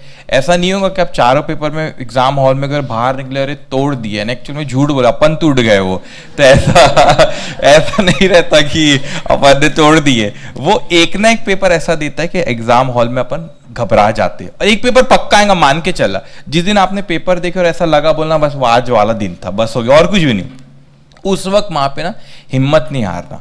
उसमें फिर जो आपको आता है उसको पहले करे, फिर आप थोड़ा सा पेपर सॉल्व करते हैं ना तो कॉन्फिडेंस लेवल बढ़ता है। उस पेपर में जो इजी आपको लग रहा है ये आता है, 10 मार्क आ रहा है, 10 20 ऐसा जमा करते का चिल्लर नहीं जमा करते अपन थोड़ी थोड़ी थोड़ी थोड़ी, फिर आपने क्या थोड़ा थोड़ा जमा करके आपने 40-50 मार्क का करे तो कॉन्फिडेंस आता है। फिर जो ट्रिकी भी है बेटा फिर उस पर जाना आपने, तो फिर आप बढ़ते जाते। तो वैसे हम लोग का एफआर का पेपर आया था, कुछ समझ में नहीं आ रहा था कहाँ से, तो एक पेपर ऐसे दिए थे और दूसरे दिन ना फिर हमारा फाइनेंशियल मैनेजमेंट का पेपर होता था। और पहले ऐसा नहीं होता था कि एक एक दिन के गैप में मैंने जब पास किया तो हमारे वक्त इंटर में P2 बोलते थे हम लोग, 6 पेपर होते थे बस। पहले अकाउंट्स और अकाउंट्स 2 नहीं होता, अकाउंट्स में हमारे ग्रुप 1 ग्रुप 2 के मिला के 28-29 चैप्टर बनते थे, वैसे एक ही पेपर होता था। और कॉस्टिंग FM अलग नहीं होता था, एक ही होता था कॉस्टिंग और FM, इसीलिए 6 पेपर होते थे। तो हमारा मंडे को पेपर शुरू होता था, नवंबर का जो पहला मंडे आता जब पेपर शुरू होता था, सैटरडे को पेपर खत्म हो जाते थे। 6 दिन 6 पेपर, और फाइनल में भी ऐसे ही रहता था बेटा। तो अकाउंट्स का पेपर इतना डिफिकल्ट आया समझ नहीं आता, मगर हिम्मत करके सॉल्व करे। फिर दूसरा फाइनेंशियल मैनेजमेंट का पेपर देने गए तो ऐसा लग रहा था इससे इजी पेपर आज तक सेट नहीं करेंगे। जो चैप्टर का पहला क्वेश्चन रहता ना सबसे इजी, ऐसा लगता हर चैप्टर का पहला क्वेश्चन इन्होंने उठा के दे दिए। तो इंस्टीट्यूट को पता रहता है कि पहले क्या करी उसने, FR के पेपर में 60-70% क्राउड को बाहर कर दी उसने, ठीक है। और जिन्होंने हिम्मत कर ली होंगे उसमें बेटा बाउंड्री पे ला ली होंगे, उनको FR में उन्होंने बोनस, FR बोल रहा फाइनेंशियल मैनेजमेंट ने बोनस दिए कि तुम एग्जम्पशन लाके जो पुराना पाप है तुम्हारा उसको यहाँ रिकवर कर लो। समझ में आया चीज क्या हो? तो ऐसा पेपर होता ही है बेटा। और मगर आपको माइंडसेट बना के रखो, आई होप आप सब में एग्जम्पशन लाओ, लेकिन माइंडसेट ऐसा होना बेटा कि ग्रुप में आपको कम से कम 2 पेपर में एग्जम्पशन चाहिए, कम से कम 2 पेपर में। और मैं आपको प्रॉमिस करता हूँ उसमें से अकाउंट्स एक है। यानी अभी मैं नाम नहीं बोल सकता, क्लास में एक स्टूडेंट का फोन आया कि उसका भी ग्रुप 1 नहीं, उसने ग्रुप 1 ही दी थी, उसको अकाउंट में एग्जाम्शन है और वो उसका क्लियर नहीं हुआ, कोई एक सब्जेक्ट में फेल है वो। तो ऐसे बहुत से बच्चे उनको अकाउंट में एग्जाम्शन आ जाता है और ये एग्रीगेट नहीं होता है, किसी में एक हाथ में कम रहता है। तो अकाउंट में मैं कह रहा हूँ आपको अब आराम से, बल्कि पिछली बैच जिन्होंने अभी दिए वो तो बेचारे कोविड के वक्त वाले थे कि उन लोगों को 1-1.5 महीना ही पढ़ा पाए थे और फिर सब ऑनलाइन पढ़ाए थे, तो भी उन लोगों ने लाए। आप तो फेस टू फेस करोगे बेटा पूरा, I hope face to face पूरी हो, ठीक है। तो आपके पास बहुत अच्छी अपॉर्चुनिटी, आराम से अकाउंट्स में एग्जाम्शन आता है। तो ये एक बेनिफिट ये रखो, एक सब्जेक्ट मैं इसकी जिम्मेदारी रहा, बाकी 3 सब्जेक्ट तो उसमें आपका एक टारगेट होना कि भाई एग्जाम्शन उसमें आए, तो 2 में एग्जाम्शन आया तो आप आराम से निकल जाओगे। बस यही मंत्र है उसका, आराम से आप निकल जाओगे, ये चीज ख्याल रखना। तो अकाउंट्स में इजीली स्कोर होता है और अकाउंट्स में आपको कभी ऐसा नहीं होगा मैं आज जैसा बोल रहा हूं ना आखिरी दिन तक वैसे ही बोलूंगा। और शुरुआत के 6 चैप्टर को डिफिकल्ट नहीं है, लेकिन आगे के कंपनीज अकाउंट से ये कंपैरेटिवली थोड़े से डिफिकल्ट होते। तो आपने शुरुआत का 1.5 महीना संभाल लिए तो आगे का 1.5 महीना तो ऐसे ही है, फिर समझ में आया जी। तो पहले मैं इजी चैप्टर नहीं ले रहा हूं, पहले तो थोड़े से डिफिकल्ट हम सारे वो पहले करेंगे और फिर तो companies account all are very easy, ठीक है। चलिए आइए अब यहाँ पे, a fire engulfs the premises of a business of Mrs. Preet on the morning of 1st July 2018. The building, equipment and stock were destroyed and the salvage recorded the following. अब कौन कौन सी चीज जली बेटा यहाँ पे है ना, बिल्डिंग, फिर उसमें मशीन, इक्विपमेंट और स्टॉक। हम बोले यार स्टॉक तक ठीक था, बिल्डिंग हमसे क्यों करा रहे हो, ठीक है। अब उसने आगे कहता है कि उसकी सैल्वेज वैल्यू निकली, सैल्वेज वैल्यू भी उसने अलग अलग दिया है। बिल्डिंग की 4000, अब पता नहीं कौन सी बिल्डिंग थी वो, इक्विपमेंट 2500 और स्टॉक 20000, ठीक है। The following other information was obtain from the record save for the period from 1st January to 30th June. 1 जुलाई को लगी बेटा, साल शुरू हो रहा है 1 जनवरी को, वो 6 महीने की जानकारी उसने हमको दिया है। अब सेल्स दिया है 6 महीने का, सेल्स रिटर्न दिया है, परचेज दिया है, परचेज रिटर्न दिया है, कैरेज इनवर्ट डायरेक्ट एक्सपेंस है, वेजेस दिया है direct expense, stock in hand on 31 दिसंबर 2017, पिछले साल का क्लोजिंग, इस साल का ओपनिंग। अब जो ये बाद वाला पोर्शन है ना बेटा, इसको मैं अभी बात ही नहीं करता। ये कौन से पोर्शन है ये वाला, बिल्डिंग के बारे में बोला, इक्विपमेंट के बारे में बोला और क्या बोला, उनके डेप्रिसिएशन। तो एक अलग पार्ट अपन उसको मानते, अपने को करना तीनों है, स्टॉक, बिल्डिंग और इक्विपमेंट। लेकिन अभी तक स्टॉक का ही आपका पार्ट है वो करता हूं, फिर मैं बिल्डिंग और इक्विपमेंट पे आता हूं बेटा। उसके बाद no depreciation has been provided since December 31st 2017। The latest rate of depreciation is 5% per annum on building and 15% per annum on equipment by straight line method. Normally business takes a profit of 25% on net sale. Net sale मतलब sales return के बाद. Obviously you are required to prepare the statement of claim for submission to the insurance company. अब उसने ये नहीं बोला बेटा कि क्लेम सिर्फ स्टॉक का, मतलब आपसे क्या जानना चाह रहा है, तीनों का क्लेम. तो मैं अभी ना बिल्डिंग और उसमें कुछ भी नहीं, उसमें सिर्फ अपने को डेप्रिसिएशन माइनस करना है कॉस्ट में से.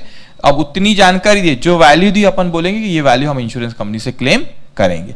उसको अपन बाद में करते बेटा, पहले अपन अपना जो नॉर्मल स्टॉक का होता है, तो नॉर्मल स्टॉक के लिए अपने को क्या करना पड़ेगा बेटा, यहाँ पे जीपी रेशियो दिया हुआ है, सिर्फ मेमोरेंडम ट्रेडिंग अकाउंट बनाना है. चलो जल्दी से ड्रॉ करो बेटा.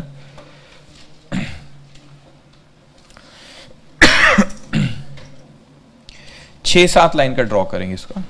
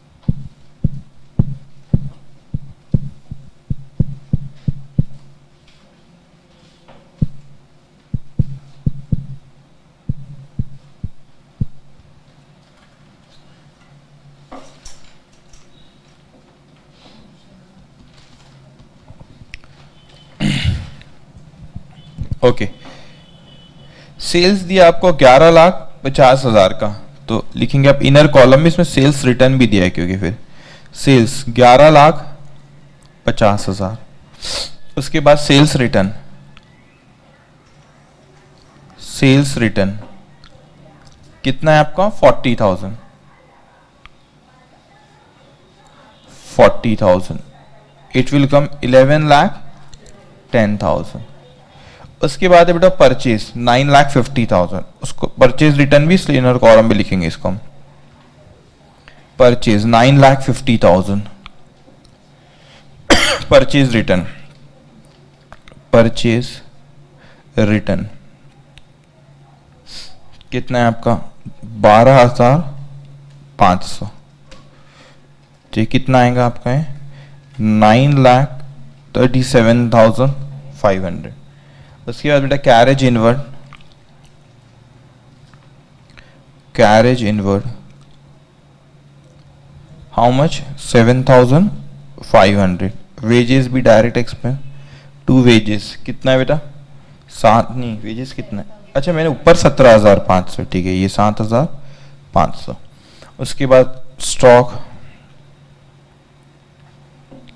Opening stock 1,50,000.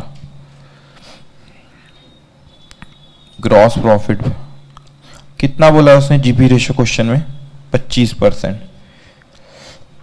11,10,000 का 25% कितना आ रहा है, नहीं 11 लाख है वो,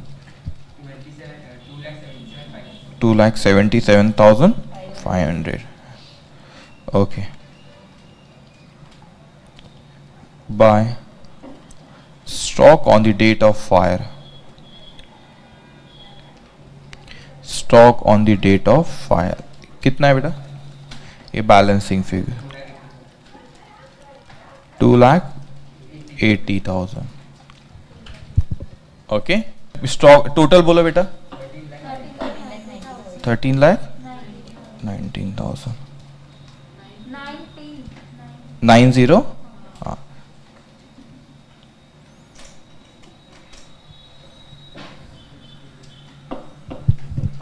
मैं नवंबर 20 का बेटा पेपर देख रहा था, तो पहले से वीडियो लगा हुआ था, ठीक है.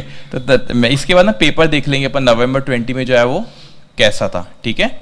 अब मेरे को बताओ इसके बाद स्टेटमेंट ऑफ, अच्छा रुको एक मिनट, इसका सैलवेज कितना दिया है बेटा आप लोग का, stock on the date of 2,80,000, salvage कितना दिया बताओ 20,000.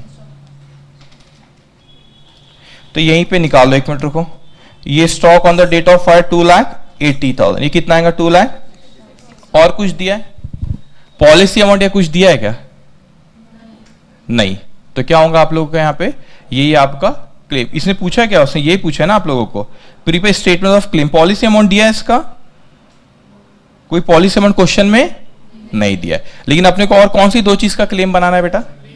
बिल्डिंग। चलो निकालो आप लोग, सॉरी कैलकुलेशन ऑफ क्लेम पहले इस तरीके से लिखना है, पहले लिख लो यहां पे, क्योंकि 3 आएंगे। आइटम ए कॉस्ट डेप्रिसिएशन, डेप्रिसिएशन क्यों आ रहा है? Building, salvage, claim. क्लेम आएगा आपका बी माइनस सी माइनस डी।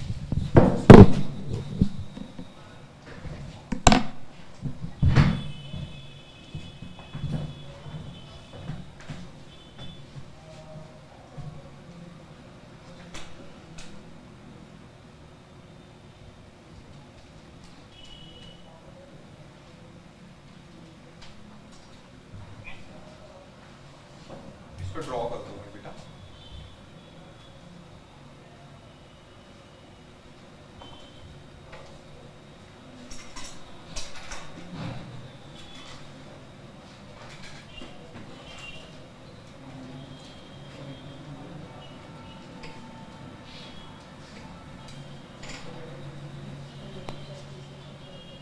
बेटा जो पेपर वहां पे दिया हुआ है आपकी इंग्लिश बुक है 10th पे, कौन से अटेम्प्ट का पेपर है वो?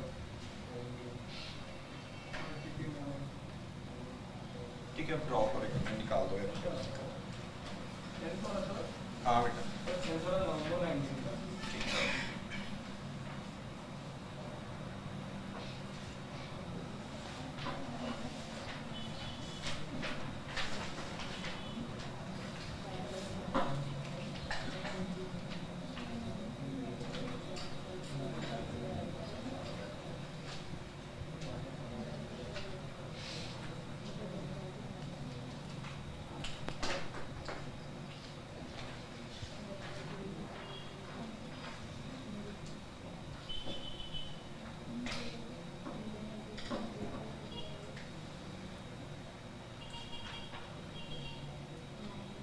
एक बेटा,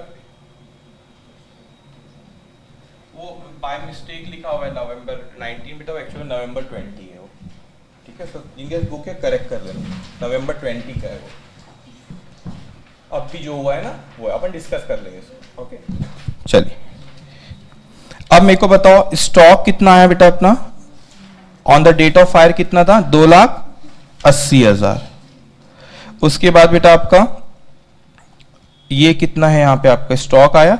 उसके बाद उसमें सैलवेज कितना दिया उसने? 20,000 रुपए। तो क्लेम कितना आएगा? 2,60,000। अब ध्यान से सुनेंगे बेटा बिल्डिंग के बारे में।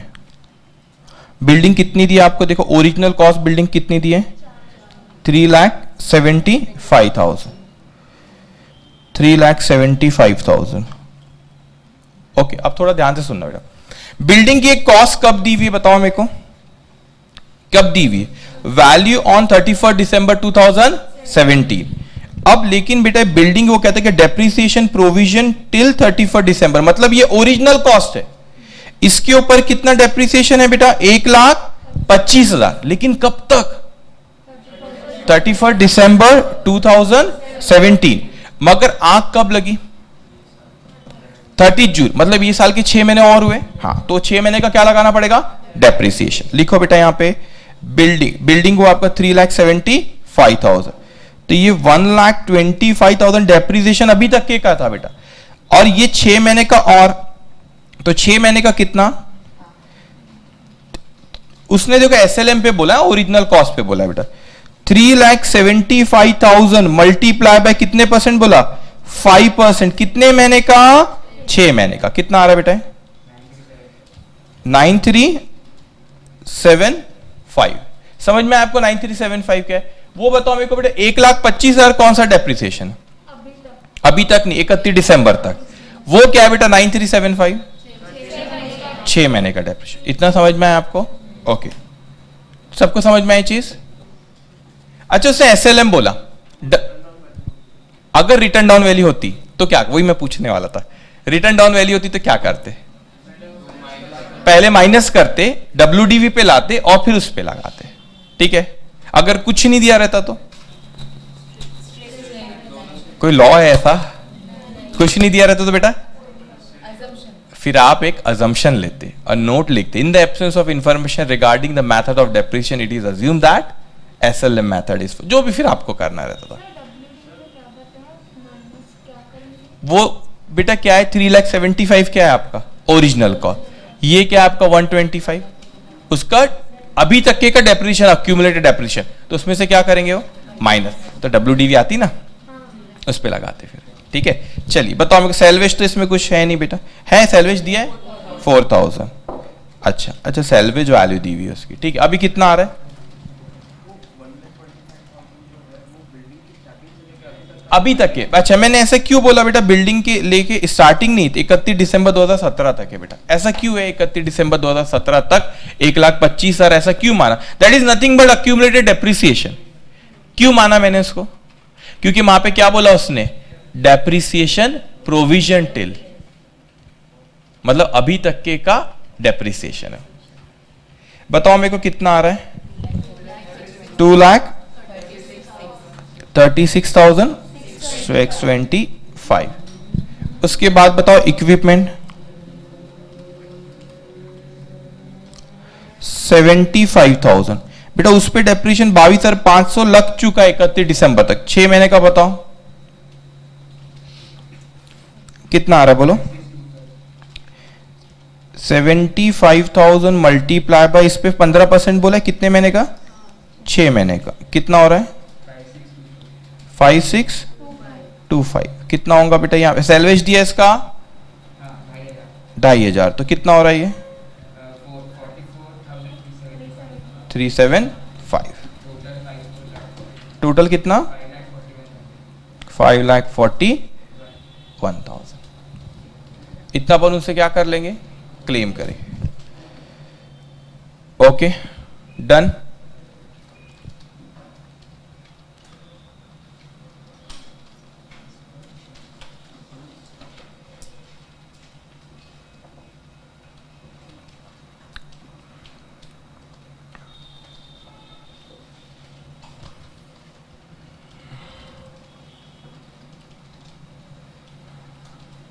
ओके चलिए last question of loss of stock. एक और चीज बेटा, जो क्वेश्चन नंबर 10 है वो अपन अभी डिस्कस करेंगे, लेकिन लेटेस्ट अभी एग्जामिनेशन, तो आप लोग देखना, मैं कुछ नहीं बोलूंगा और आप लोग देखना फिर आप लोग को जमता है कि नहीं, ठीक है। ऐसा सोचना आप नवंबर 20 के एग्जाम में बैठे हो, ठीक है। चलिए question number 17, a company lodge a claim to insurance company for ₹5 lakh in September 2006. The claim was settled in February 2007 for ₹3,50,000. How will you record the shortfall in claim settled in the books of company? कितना 11th standard journal entry पूछ रहा है आपसे वो।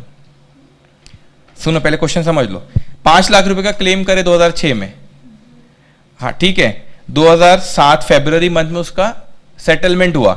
जरूरी नहीं है जो क्लेम करे उतना ही हमको मिलेगा।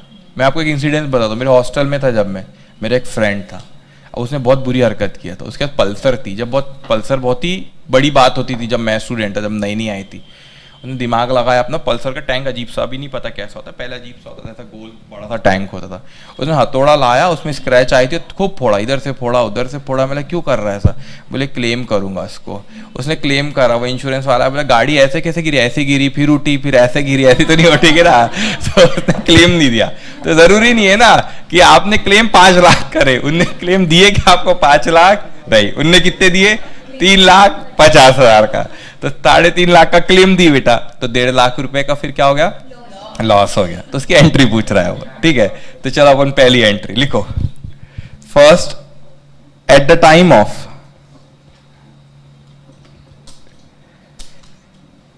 लॉजिंग क्लेम, ठीक है,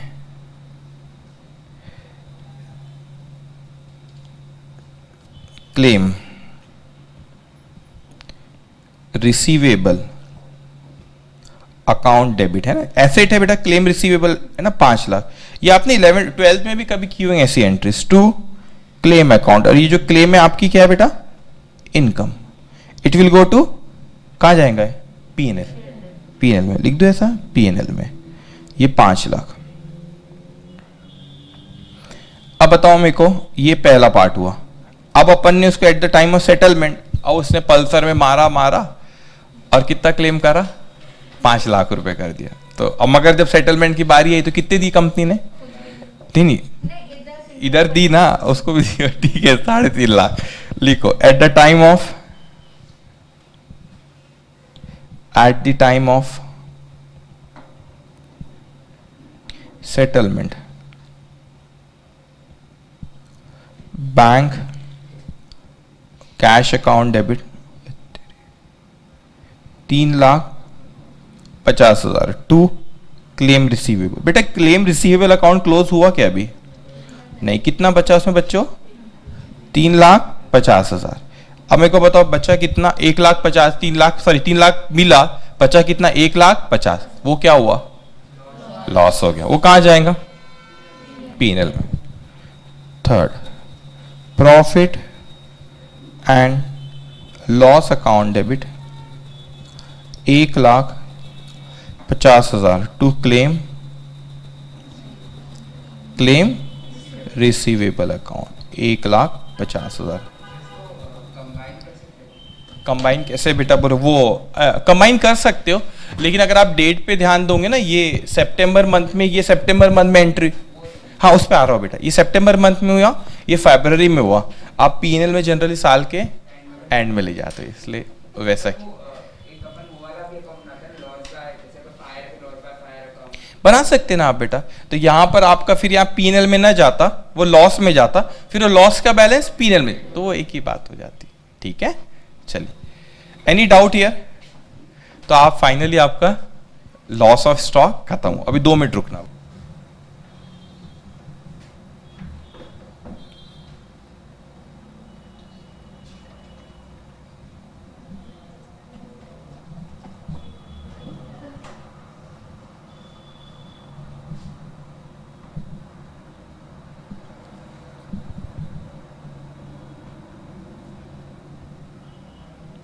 चलो बताओ,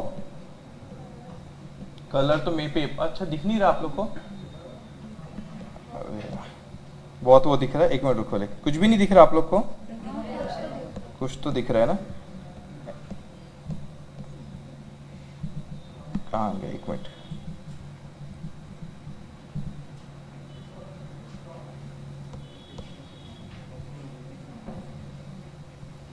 चलो, कुछ दिख रहा है बेटा? कुछ भी नहीं दिख रहा?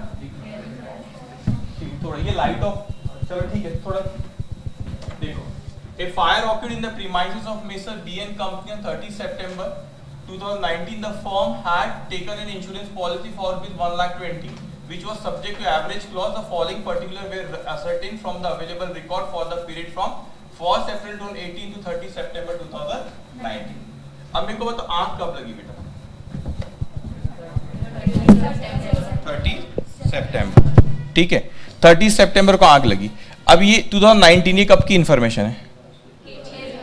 18 की है, तो क्या रहेगा? ये ओपनिंग स्टॉक, ये क्या रहेगा? क्लोजिंग स्टॉक, ये क्या रहेगा? परचेज, ये क्या रहेगा? वेजेस, कौन से साल का? पिछले साल। ये क्या रहेगा? सेल्स, ठीक है। अब परचेज फ्रॉम 14 to 9, इस साल का परचेज ये है, लेकिन मशीनरी उसमें कितनी? 50 है। अब बताओ वेजेस इस साल का 85, उसमें वेजेस ही कितना बेटा? 7,000। सेल्स कितना इस साल का बेटा? नहीं, हाँ इस साल का सेल्स कितना? 6,02,000। अब sale value of goods drawn by partner बताया था आपको, तो ये क्या है? हाँ ड्रॉइंग्स तो है, किस पे रिकॉर्ड करोगे? कॉस्ट पे। ये कौन सी वैल्यू दी है? सेल वाले। उसके बाद cost of goods send to consignee on 18 September, ठीक है। तो ये कहां आएगा? स्टॉक को कम करेगा, ठीक है, हो गया। अब while valuing the stock at 31st March 2019 rupees 8,000 were written off in respect of a slow moving item, cost of which was rupees 12,000। तो बेटा 12,000 था, आपने राइट ऑफ कितना किए थे? 8,000। तो आप क्या करोगे इसको? नहीं, पिछले साल के क्लोजिंग स्टॉक में add back to find out original cost. A portion of these goods, मतलब पूरा नहीं, उसका पोर्शन आपने बेचे 4,000 के नुकसान पे, जो कि ओरिजिनल कॉस्ट कितनी थी? 9। तो 9 में से 4 के नुकसान पे बेचे, तो कितने में बेचे? 5 में। टोटल कितने का था? 12, उसमें से कितना बेचे? 9, तो स्टॉक में कितना, बस खत्म, ये उसमें सैलवेज दी हुई है।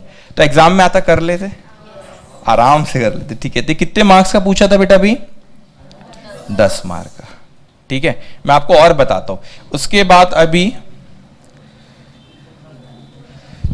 ये क्या अच्छा साइकिल 2, सही, ये तो मैंने पेपर मैंने खुद ने भी नहीं देखा ये वाला। साइकिल 2 ऐसे 1 जनवरी में हुआ ना अभी, अच्छा उसका है, ठीक है। बहुत, 1 minute,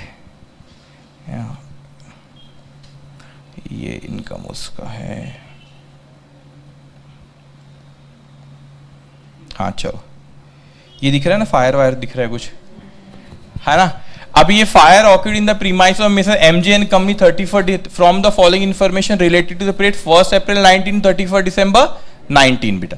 You are required to ascertain the amount of claim to be filed with the insurance company for the loss of stock. The company has taken an insurance policy for rupees 1 lakh, which is subject to average clause. Value of goods salvage was estimated rupees 31,000.